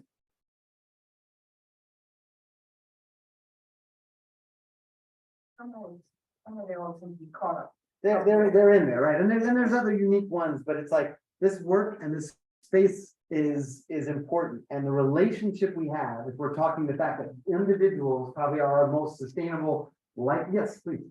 Books? Selling, Books. like selling books. No,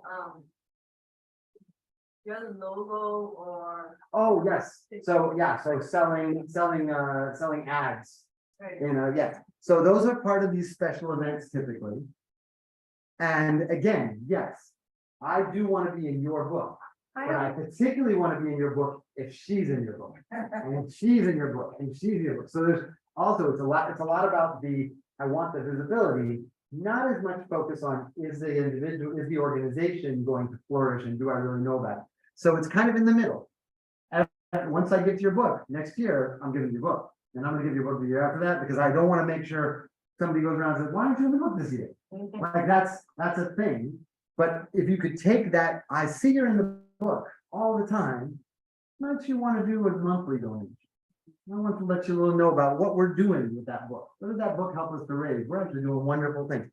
So tying all these things together becomes the potential. But yes, that's a great ad. Yes. I wanted to ask if anyone in here has tried putting an ad or anything in the Up and Away magazine on Bahamasville. Because right now they've targeted us. Yeah. And Free or you know, obviously they were going to give, I'm trying to get the board to say, hey, let's try it once. If we make back what we put in, maybe it's something we could consider. And I think especially too now, because we have established our 501(c)(3). And so I'm thinking, you know, get into the magazine, read the story, you know, they might be inclined to, you know, give a little donation. So I'm just wondering, is it effective? One of the board members says, no, not interested. So They give you the demographics and their leadership and all of that. no, they haven't. They haven't really talked about that. I don't know if I can know it. Because interestingly enough, I was on a flight on Bahamas, but it was a local flight. So I'm wondering, you know. Well, it's gotta be better than what they have in there now, because the first page you open to is, did you pay your real property tax? That's the first page. That's that color looking at you. Did you pay your real property tax? It's a beautiful magazine, you know, and it's really got some good stories and I think you're inclined to pick it up and look at it, especially visitors. But I was just wondering if anybody had tried it. And then this is on the wrap up on there, like the people live. Right. You can't track that, right? But you can track social media. You have no idea who's gonna put their I would say, so inclusion in those magazines, a story, depending on your strategy, Yeah. what you're doing online, how you track that, Story. can be impactful. It also, though, think about when you're reading that, how you're reading that, how much traction. I can read that. I have no ability to do anything about it at that point. I'm not in a space where I can actually do with it. Right.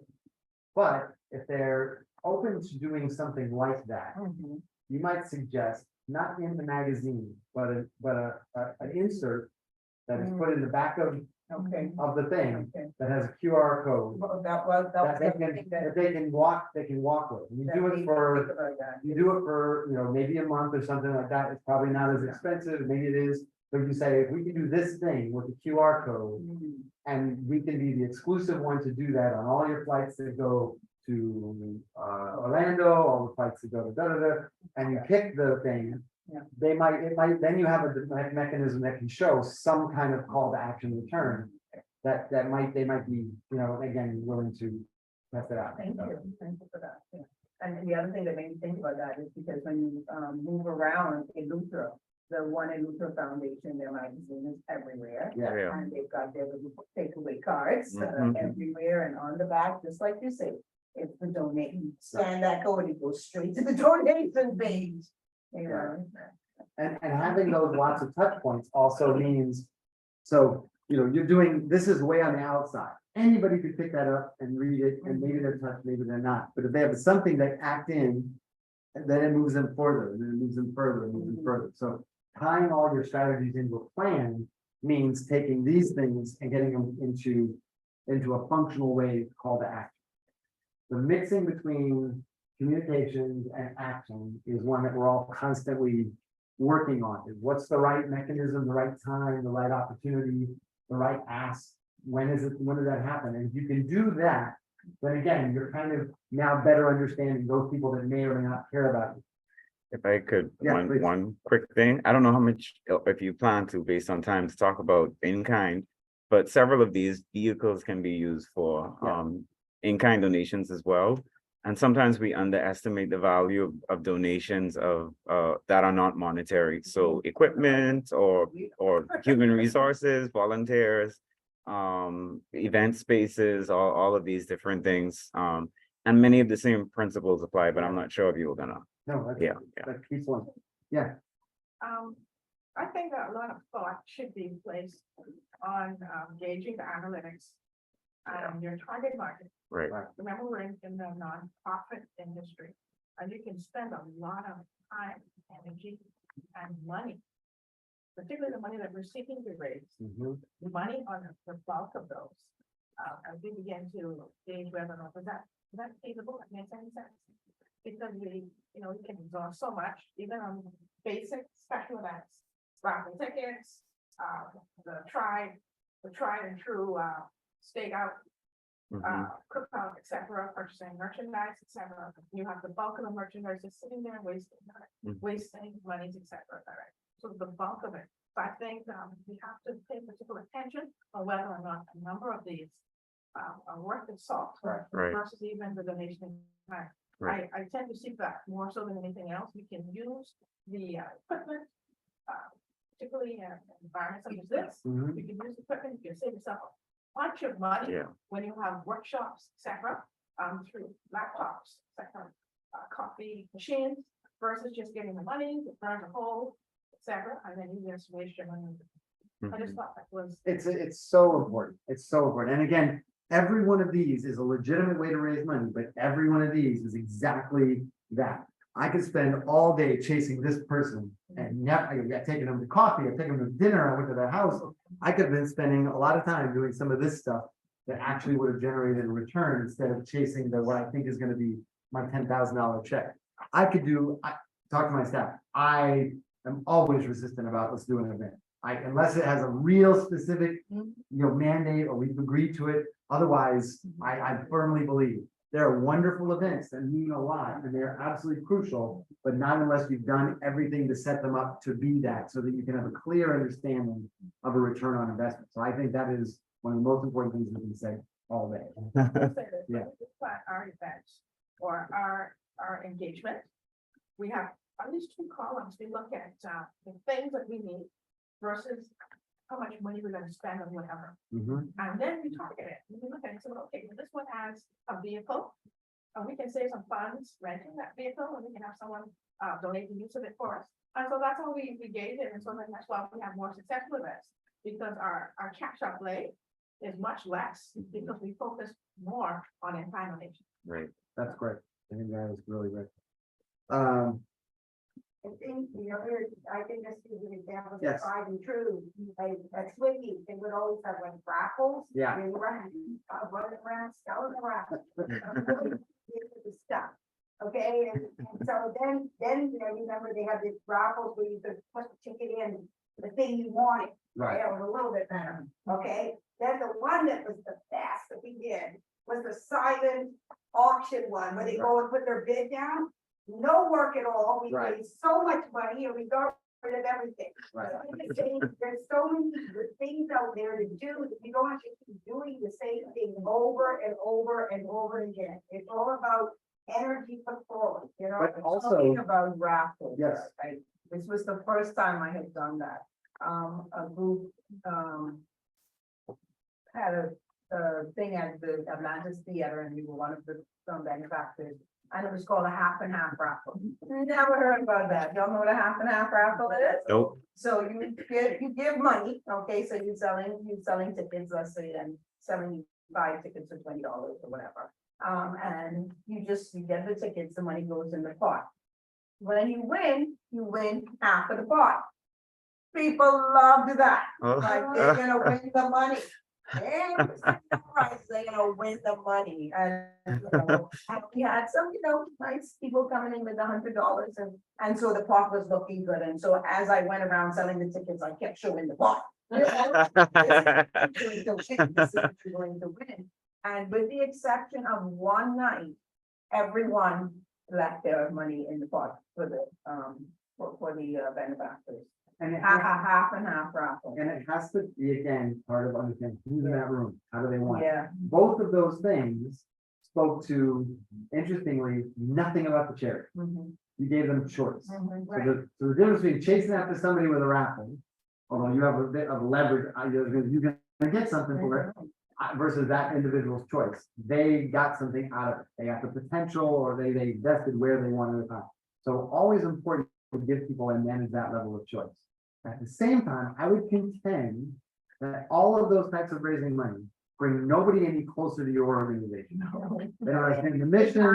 They don't- Within the event, I'm Right, not saying yeah. that. No. It's just, yeah. And again, you don't want to leave money on the table. No, People are coming to that event, they expect to spend money.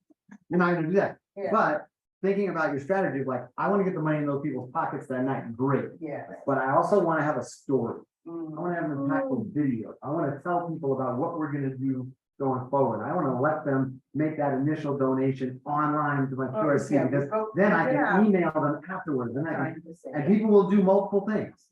Some people only ever go there because they want to be look good and they want to get that raffle, and that's all you're gonna do. Nothing wrong with that. So assessing part of the planning, and we're gonna move through this quickly, but feel free to take this as an exercise with your team.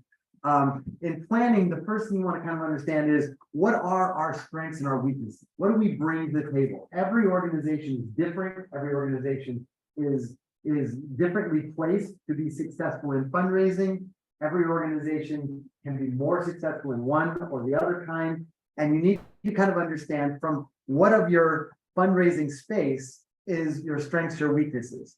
Your board, are your board those incredible volunteers out there asking their network? Or are they ones who maybe have never even told their closest friends, oh yeah, I'm a board member of this. It's no judgment, but just understand, if we're gonna do fundraising and it's gonna rely upon people that are at that volunteer level asking their network, if they're not there, that shouldn't be part of your strategy.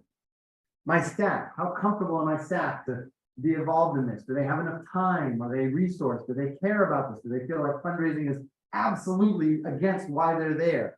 If they do, then you don't want to build a staff intensive fundraising model. Members and donors and prospects, and you can see what I'm saying going down the line. What kind of grants have we done and we've been successful at? What kind of grants have we absolutely never received? Everybody in the world reads and hears about the Gates Foundations. Have you ever read any of those opportunities? It's only for a very small, high elite, big research-based organizations. And yet everybody talks about Gates Foundation, Gates Foundation. They are not giving to small organizations like ours. So don't even try. Don't even think about it. Corporations and business donations. What are my ties? Who do I do business with? Who's my landlord? Who's the company that we rent our vehicle from? Who's the person that we, that lives next to our feeding center? Who are those types of people? They are your potential relationships. You have a lot of them, because then cause marketing might really be a really strong thing. Or finding out doing an employee giving campaign with a business that's maybe got professionally based staff, like an accounting firm or some kind of financial, they would be a good group. Fundraising events. Have we done fundraising events? Are we organized to do effective events? Are we potentially spending lots of money on the golf event? We spend 70,000, we raise 80,000. There might be easier ways to raise $10,000. It might not, there might be a different way.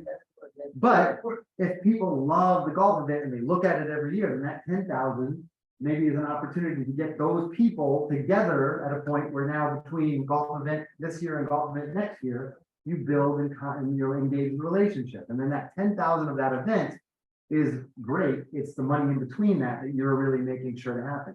So you've got to kind of know what you have. Is there any other kind of income to bring in, whether we talk about the social venture or a fee for service model, something that your business does? Do you rent the facility you have so other community groups can use it? Is that you consult with other groups? Are there things you do beyond this? Because you don't want to sabotage this by these. So making the assessment of what you bring to the table allows you to also inform your plans and to develop the strategy in a key way. So you got to know your own budget. So this is a template budget. This is not a real, well, this is actually a real organization budget, but it's a real organization from New Orleans. You probably would never know. But it's not a huge organization. This is hard to see. Can I do this down? Okay, yeah. So this is fiscal years, and it tracks how they've done with donations. They're not raising the most amount. I don't remember what's the total down here, but it's not, it's maybe a couple 100,000 or 150,000 or whatever. But you can see they've made an assessment to say they broke up their donors into different levels. Why is that the case? Because your major donors, you want to spend a little bit more time to be a little more personalized. Your entry level donors, it's like the person that gives you I want to give you a little bit of money. You don't want to go and, I don't want to, we're going to thank you for $25. Let's go sit down and have some coffee. We'll talk about your thoughts. Not that doesn't matter, but the honest truth is you have limited amounts of time. So you've got to kind of make a differentiation about how you spend your time, but also to understand how many of those came through. This was $2,000 that came from 3 donors. Down further, these are some of the foundations and the corporations, and the entities that support them. These are some of the grants that they got from corporations. This was what they got from their dinner. This is what they got from their wine and cheese. They actually do tuition for kids in the program in school. And so here you're talking $40,000 was what they raised in 2014. Well, also look, interestingly, now they're starting to track this as a baseline. This is what they did versus now what we think we can do next year. So it started to show, hey, we went from, in the mid-level donors, we went from 3 donors to 5 donors. So 3 donors, and we added 2 more donors, and they give us $1,600.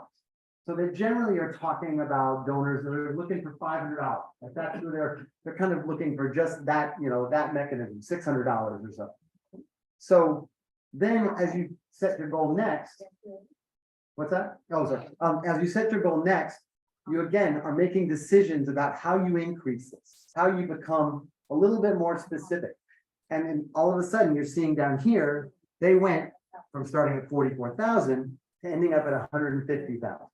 But you can see why that happened. You can see where it happened. Here, this foundation from Louisiana was giving them nothing. They got an initial grant, they got a bigger grant, and then it went back down. Right? That happens. Here we got 10,000. This year they said, not for you. Here we jumped it up, and we even jumped it up further. Donors, they're continuing to grow.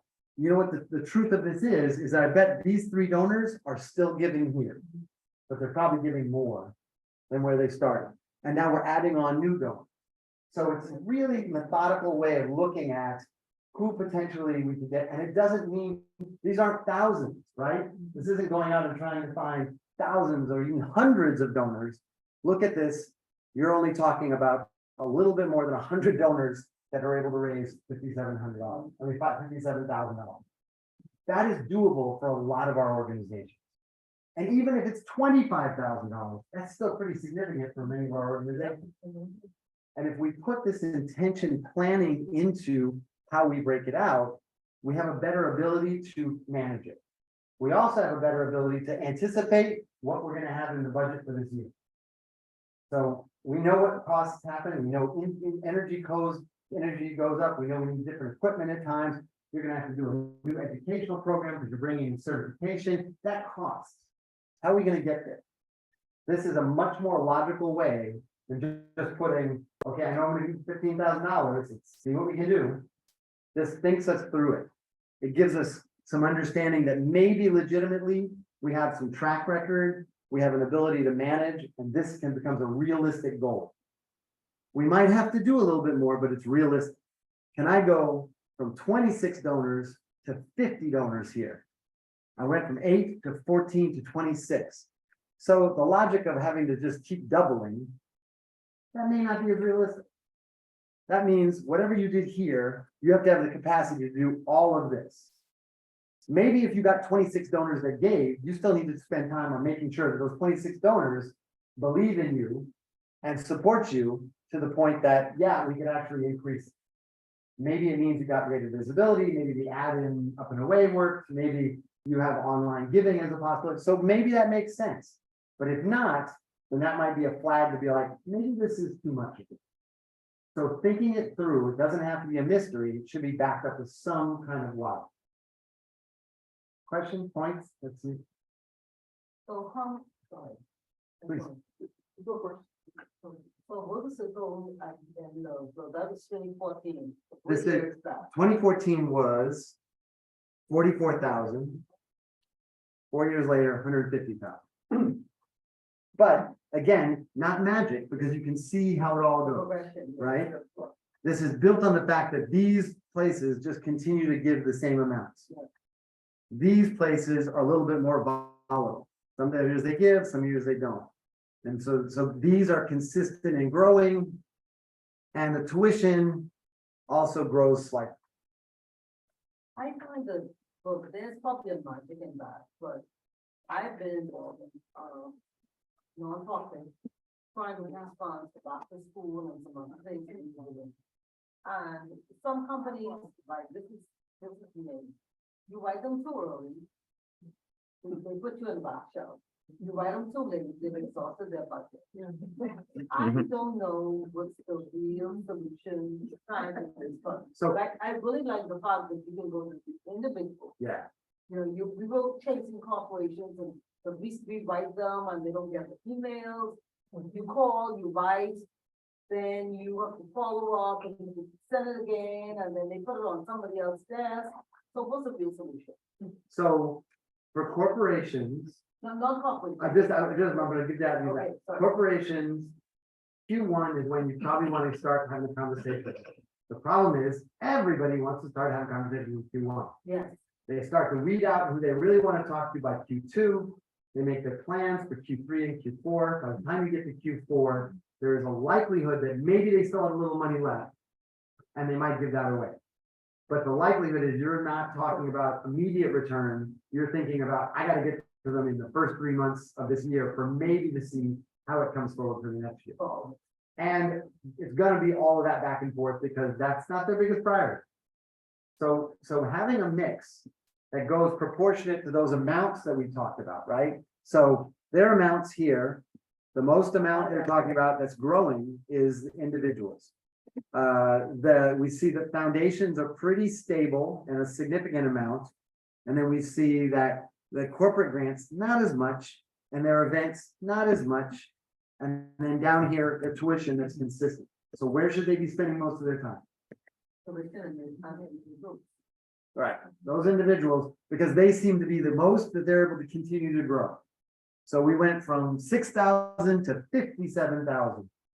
So in your fundraising, are we spending enough time to not just ask individuals, and I'll go to individuals in a few minutes, but cultivate, build, and make sure that we, what they call steward those individual donors so that they like giving this year, they feel like they gave you and they wonder what you're gonna do next year, and they make sure to plan, they're gonna give you a little bit more every year. Our asks increase, our stewardship, our appreciation, our knowledge of who they are. Because when somebody likes you and knows you, they're not asking you to send me a letter 4 times.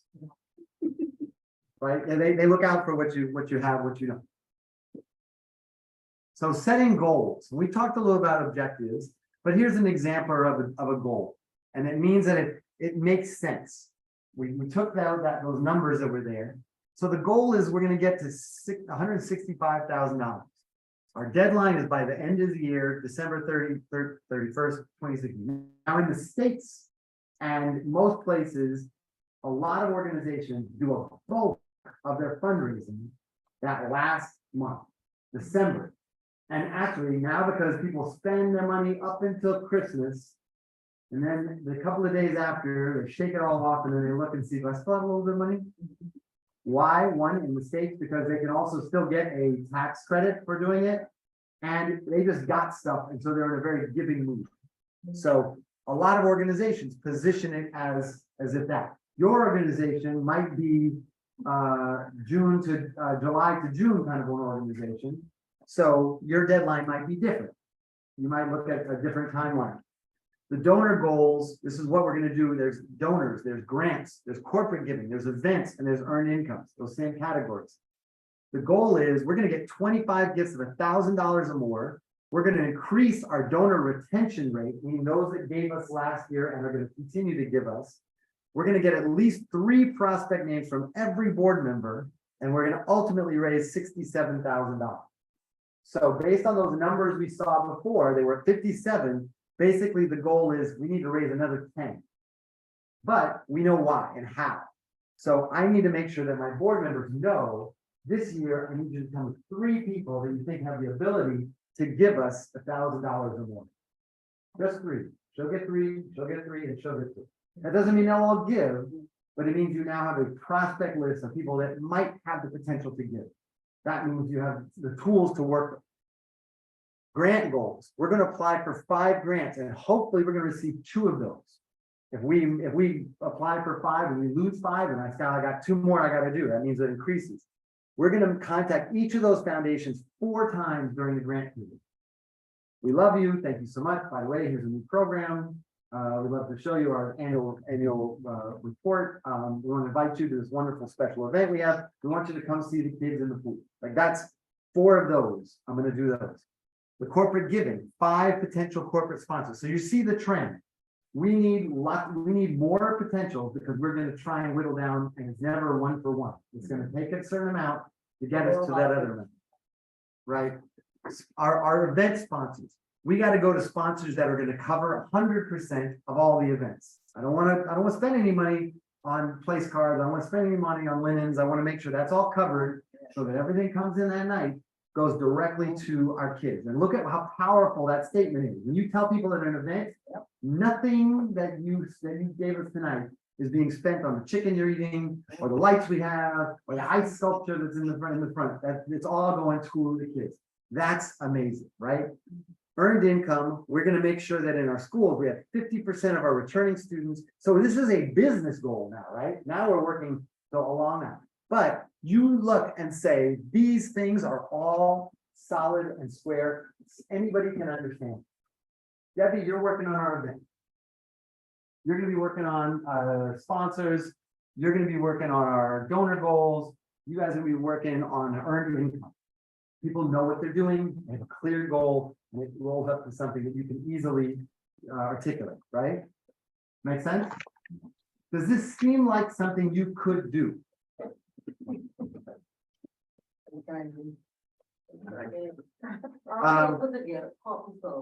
Hey, this all the whole this will all, you can feel free to steal and use it as much as you'd like. And it'll be on our website. It'll be on our website. Yeah. So this is a model plan, and I'm just going to show you this one, and there's 3 other, but it's also another way to look at it where you're doing maybe campaigns. For those organizations that are small and you're spending your time doing the work, you maybe don't have a dedicated person who's doing fundraising. So you got to be able to know in the midst of all your other things, how am I going to do this? So we're going to do this in 3 different campaigns this way. The first campaign is a back to school drive. This is letters, 2 follow-up notes. This is direct donations. We want individuals to help us support the upcoming school year. We're gonna do it leading up to the end of the end of the summer. We're gonna take our database, we're gonna separate it into 2 different groups, the high level givers, the low level givers. The high potential givers will be asked to meet with Stefan, our principal. He's gonna talk to them and make them feel great about what their kids are gonna do. The other ones, we're gonna be given a letter to ask them for $50 donation. I'm not asking a person who we think could only give us $50 to give us $1,000, doesn't make any sense. I'm making the right ask, and it doesn't make them feel good either. If you can't give and somebody comes to you and says, we really want you to give $1,000, you feel terrible. You may want to give, and your $25 is gonna make you feel like, I'll give you this, but maybe that doesn't really matter. So you want to ask people at a level that is respectful for who they are and give them a chance. What our goal with that is $10,000, and then it gives you a pathway to exactly what is the critical path to get this thing done. So it's very task focused, right? Let's identify the needs. Let's put the letter together. Let's put the mailing list together. Let's print and put together the package. Anybody who's done those stuff, you know that's terrible, miserable time. But some people do it and they do it really well. I'm gonna mail it, which here doesn't necessarily mean it'll get there for 3 months, but scheduling and visiting phone calls. I'm gonna do my first, because you gotta follow up, do 2 follow-ups. We're gonna do a note, and then we're gonna do a second one. So this tells you pretty much, oh, this is my first campaign. The second part of the campaign is we're gonna do a Halloween movie night, where we're gonna do one of those inflatable movie screens.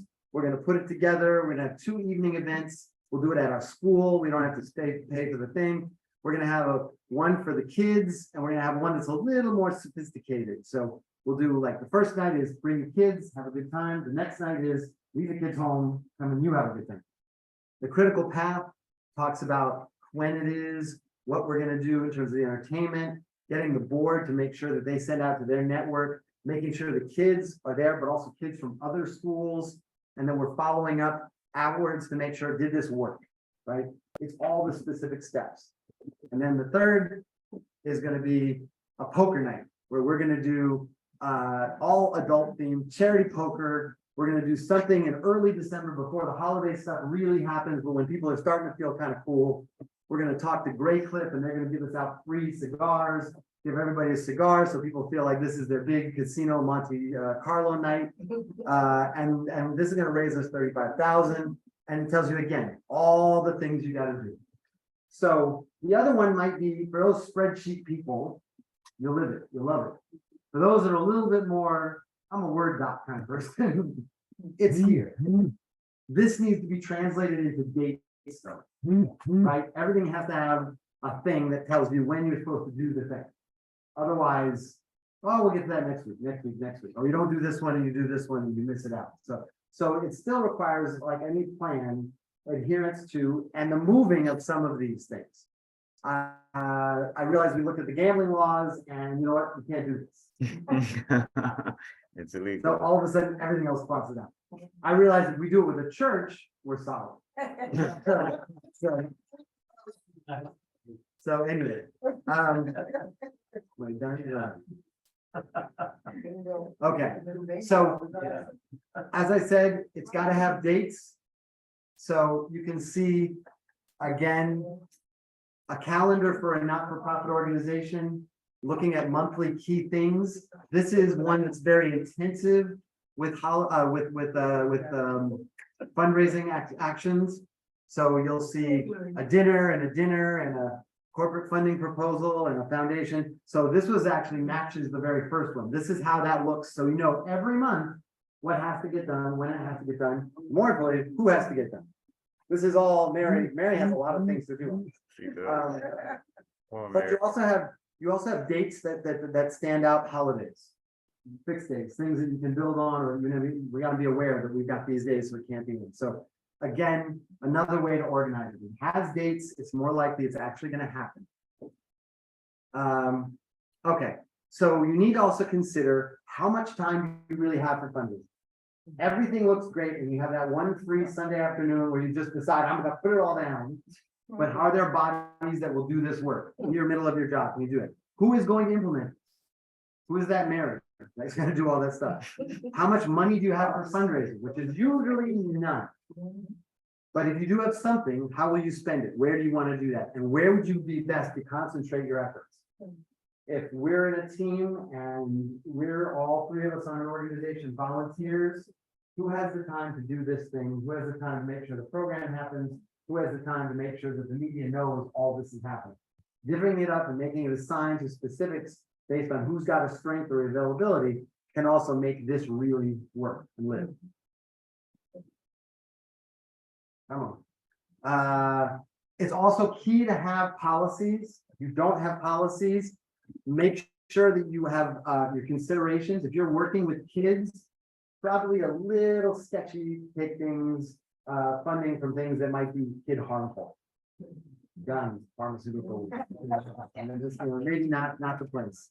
You want to make sure you know who has the ability to approve a plan or a strategy or a change in that. A decision on who's going to do what. Who thanks who. So you've cultivated a strong relationship. You brought this person from, they didn't know anything about your organization, and they gave you $20,000. And your admin volunteer sends them, thank you so much. We really appreciate your gift. You spent your blood to say, you got to say, thank you so much. I can't believe you're so there. I'll see you next week when you have that. I can't believe these kids are going to depend upon. We need to also recognize it's not always about just getting the money. So what happens after? Thanking, you can't thank enough, and you can't thank casually. Making sure we're compliant to legal requirements as a not-for-profit. If you get a gift over 100,000 now, you must make notification to the registrar of town. There is a form. I'm not sure where you send it, but that's what they say. I've done my legal responsibility telling you that. How you manage and recognize in-kind gifts. Somebody gives you a piece of art. Do you qualify that? No, they qualify that. If that piece of art is, they say it's worth 10,000, then you can take it and say, well, I guess that's worth 10,000. If they give you something and say, hey, this happens a lot in the States. I'm going to give you my car, and you take that car. They're going to say, well, that car is worth $20,000, and they write it off on their taxes. You kind of have to figure out what the value really is. So part of it in here is managing what is the way you're going to acknowledge in-kind gifts. More importantly, do you want those in-kind gifts? Those community programs, no, all of a sudden somebody decided to clear out their closet and 1,000 National Geographics from 1977 come, your kids will love these. And now they sit around with mold in your place, right? So you gotta have clarity as to who accepts what and why they accept it. Making sure policies about reserves. If you have an understanding of how much money goes into a principal, that means that's money you don't touch because it's always going to be there. That means that when money comes in and it's extra, before it's donated or designated to something else, it's got to go towards that. So there's policies that organizations can make around that. Making sure that there's oversight and clarity, and then also obviously the tone of a solicitation message. Asking the person in the right way at the right time is critical. So if you're just asking everybody, you're probably not going to have success. If you're really belaboring somebody and saying, boy, if you don't give these poor kids, they might die. I mean, that may not be the best way that you want these things to be fulfilled. So having agreement and standards on these is key. I'm rushing now. Click this one too. Does this come up? Let's see. There it is. So evaluation is always key at the end. You want to track results. You want to review the situation. You want to look for opportunities where there's variance. Where do things jump? Where's that one foundation, that one person that just came into money because their Uncle Joe died? Let's talk to them. They just gave us money. Looking at the negative variance. When somebody who's been a long-term donor goes away, pay attention. When you see a dip, well, you know what? We're not really getting people to give as individuals. Corporations are giving, so what do we got to do about those individuals? So you want to really analyze the analysis, the statistics is going to be critical. You want to make sure you find the appropriate steps for this. And then ultimately, when you look and develop next year's plan, make sure you take into account what you've seen from this year's plan. It was really hard. We've just really recently invested our time, not money, by using the global giving resource to try and engage people as online donors. And we crafted these wonderful, impactful, really visually arresting tools that now we can start to tell stories. It raised nada. It did not generate what we wanted. You didn't tell me you were gonna share the story. I'm still reeling from that. But that doesn't mean we go away. It means we take the tools, we Yeah, learn from it, and we factor into, okay, how do we maximize this? We know online giving isn't yet the biggest thing in the Bahamas. Our board hasn't yet started to figure out, so how do we help them? How do we take something that we don't? So it's about the development and the understanding of growing your process based on informed information and then a qualified pay. You know, you're kind of like, I think this is likely. If we spend all our time in the next 6 months trying to generate online fundraising when it didn't generate more than say a couple of $1,000s, then it probably wouldn't be the best use of our time. But the time that goes in commensurate to say, can you take a couple of $1,000s to make it $4,000, $6,000? That's probably a worthy bet as long as we understand what we think we know about it. So key things, again, for your plan, you want to articulate what is the plan, its respected, its results and potential impact. You want to identify what are those best options to prioritize it based on your organization. Just because Matt Aubrey says doesn't mean that's the best thing. You may know your organization a lot better than anybody. The fundraising methods need to be finalized so you understand how it's going to be delivered and how to implement. You need to deliver on the target by implementing the tactics and staying within the budget agreed. Too often people are like budget, what's the budget? You know what's the budget. And so making sure that, well, because if you had a top-notch logo with your thing that's in, on a billboard, and you never plan for it, how do you rationalize that? You're going to have to be committed to it. So following the plan and seeing the plan through is going to be key. And then again, we talked about evaluation. So documenting the strategy and making the course corrections based on that as well. So that's planning. In 9 minutes, I'm going to tell you how to fundraise. I will commit that we'll go through whatever we don't go through today. We'll go through a little bit the next time. So that's my also enticement to get you all back next time. But I'm going to start with what I think is probably the most valuable component, the individual donor program. Okay. We talked about it, we established it, the numbers tell us, we have local testimony. This is where we probably need to spend most of our time. So this donor pyramid, like Maslow hierarchy or something like that, shows you it's not value of importance. I want to stress that. Obama got elected because of small donors. He changed the game by saying, I'm not going based on people giving me a big check. I want everybody to give me a little check. And so there's power in small donations. You cannot deny it. And they make up a greater volume than bigger donors. Makes sense. More people could probably give you $10, then could give you $100, then could give you $1,000. So your donor pool should look like this. Now, interestingly, the time you spend on them, though, not levels of importance, we're not value judging, is a inverse. How do I draw this one? Right? yeah, anyone. We fancy. Is an inverse, a terrible pyramid. So At least make spending- it touch, Matt. What's that? Gee, at least make it touch. Show back. Well, It's at the bottom. So most of your time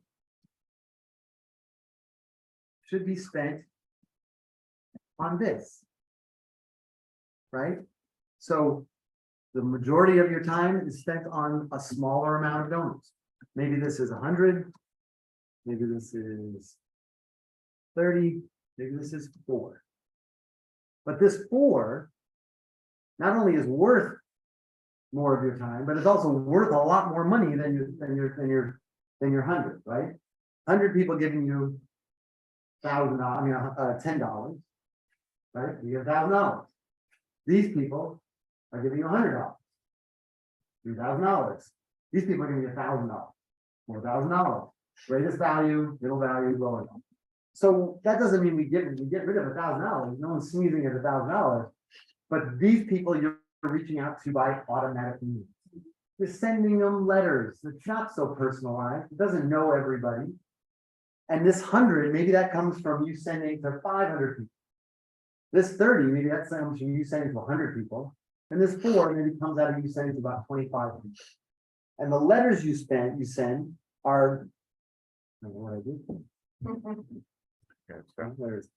The letters you spend, go back on the next slide. Trying. The letters you send are very different.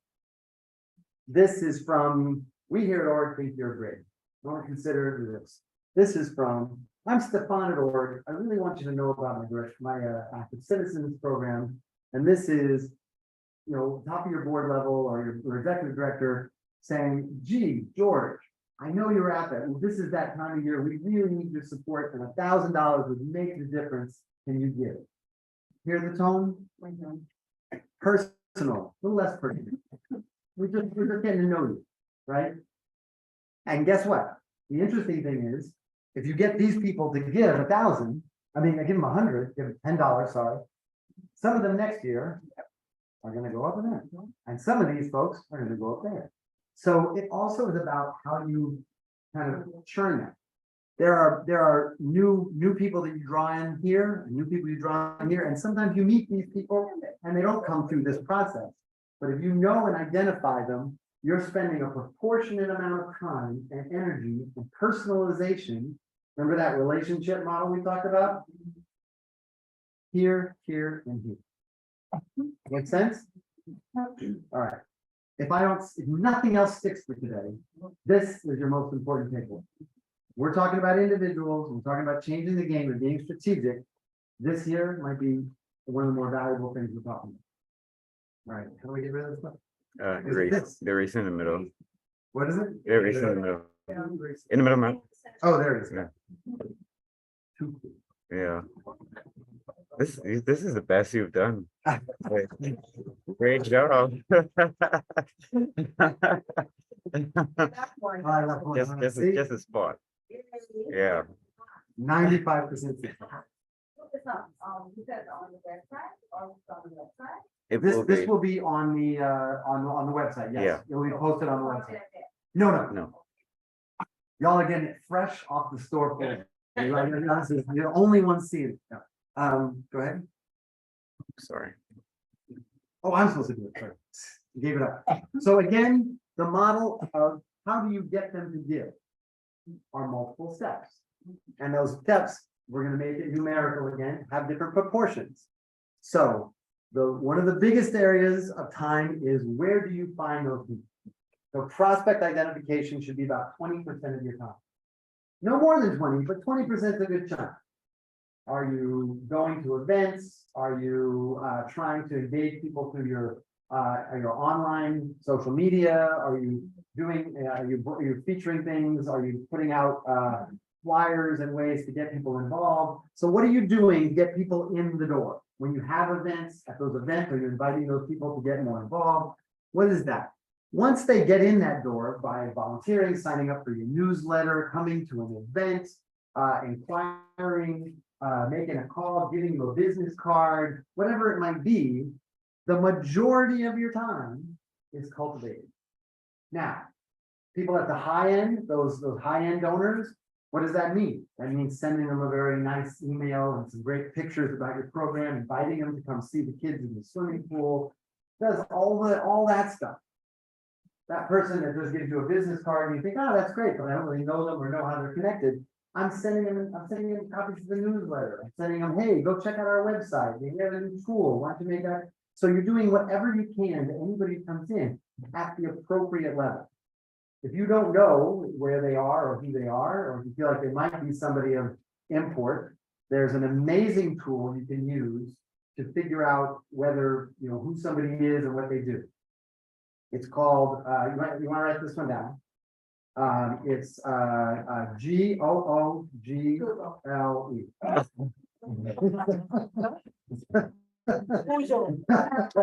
It's everywhere. It doesn't cost anything. There are more advanced tools. By the way, I used that joke 5 years ago, so when we did the last training, so that would have been prepared. But the access to information is out there. You meet somebody that you feel like, well, maybe it's worth it to probably check them out. Not everybody, but you see a name, you think a name, somebody says, oh, by the way, did you talk to that person? It's worth it to spend in this 20% of your time doing a little bit of that. But once you do, again, spend time trying to them to get to know you, them to get to know your organization, them to get to know what you're about. So then, look at this. Almost the smallest amount of time should be spent with the ask. So you are not going to build lots of time into the ask. You're going to do it relatively quickly, relatively effectively. Give yourself a chance to ask the person at the right level, at the right way. So somebody in the top of that pyramid in your organization, they are probably going to want to be asked by the person in the top of your organization or your board, or that's the match. They don't necessarily want to be asked by the person that is your administrative person, unless they have a really strong relationship with that, and that would be an outlier. So making the time to say, when we make the ask, how is it meaningful and quick? And it has to be a real ask. You can't just, here's our great programs, what do you think about it? Here's our wonderful, impactful feeding program. Isn't it awesome? We really need your support. This time is critical for us. If we have your resources, we can feed more folks through Great Commission. We can make sure that there are people who are in dangerous circumstances, have safe spaces to go to. We can make sure that those people in our communities have the resources to build themselves up and grow themselves forward. We can make sure that our kids go from not being at all equated to the water to potentially engaging in the national past. Like those are the kinds of asks, and we need you to do it. And if they ask you how much, you can tell them. You don't want to be caught like, well, what can you give? No, you want to be clear.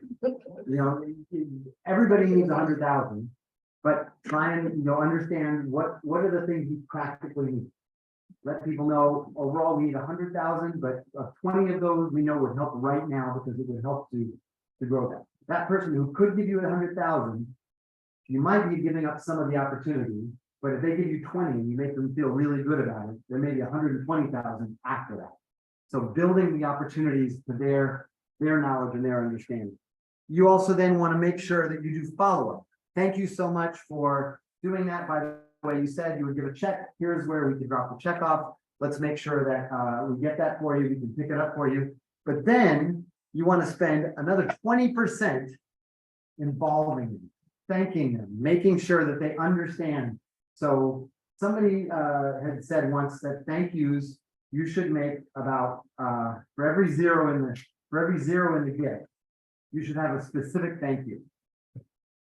A thank you that's an official letter, a call, a come to our program, let's introduce you to some of our board members. We really want to, whatever that thank you might be, you want to make people feel that their gift was really important and really mattered. And then afterwards, you don't want people to feel like, I got your money, I did my thank you, we'll never see you. You want to involve them. You want to really keep them involved and think about you. We want you to be a part of it. We want you to be a volunteer. Maybe you ask them to join your board or do something on that level. Maybe you have them come and read to the kids or swim with the kids or feed on a weekend or whatever it might be. All of that thing, again, means that guess what? When you need to make another ask, you're back in this process. So you constantly think about where people are in this process and are you spending enough time? If I meet you at an event, meet you at a chamber event, and I then somehow quickly jump to, and by the way, we really need a lot right now, and I make the ask, then you're kind of not using all the tools or the opportunity you might have here. So it's important to take that away, that there are appropriate ways and times to spend. Does that make sense? Yeah. Sometimes I find that sometimes prospects that even plan to be prospects quickly themselves say, send me a letter. Absolutely. They can accelerate. Yeah. It's an art, not a science. Yeah. But at the same time, they say, send me a letter. You may also want to find out opportunities where you feel like you're doing some of that cultivation. Maybe that letter should come from the top person that you know, or the person that they really feel like would respect that. Right. And with that letter, maybe you send them an image or a video or this, by the way, here's a letter, and did you see this wonderful thing that happened on the weekend? Yeah. So finding ways to also make it powerful before the ask can also make sure that the ask is not a one-time ask, and it might be a maximum. Oh, I always end by saying we look forward to a continued partnership. That's great. So it is 3:30 and actually 3:34, and I promised us getting out here. So this will be made available. You will have access to this. Feel free to use as you need. And we will go through some of the other points when we do a regroup. The next day is, we send the schedule, we'll send you another schedule. We'll make sure. We're probably gonna meet back here. The Subway sandwiches were okay? So we're okay with that? Don't forget, yeah. I'm vegan. They're vegan. Okay, we'll make, I'm sorry, then I really apologize. We'll make sure that there's a vegan option within that then. Was this helpful? This was okay? Makes sense? Good. Okay, if there's questions or those types of things, feel free, to put it down. But what I would like you to do is think about this in your relationship to your organization's fundraising. And think in relation to, if we did our own work, how might we, or should we, bring this into maybe a collaborative opportunity? We'll talk about it next time. See what you're thinking as it starts to digest and sit with you a little bit. Okay? We're always looking for those collaborations. Yeah. Thank you very much. I really appreciate everybody's time. Today was on point. Thank you, everybody remotely. We really appreciate it. Yes. Thanks, everyone. Oh, it's orgbahamas.com. Hold on, me.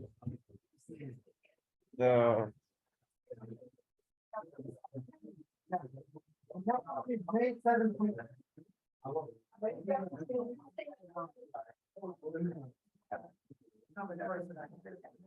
117? No.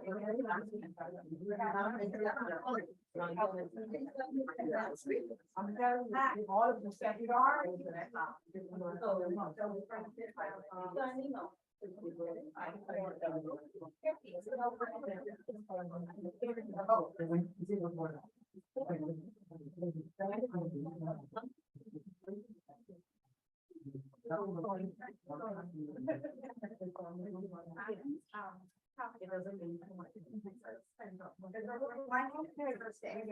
I don't think it's a Friday.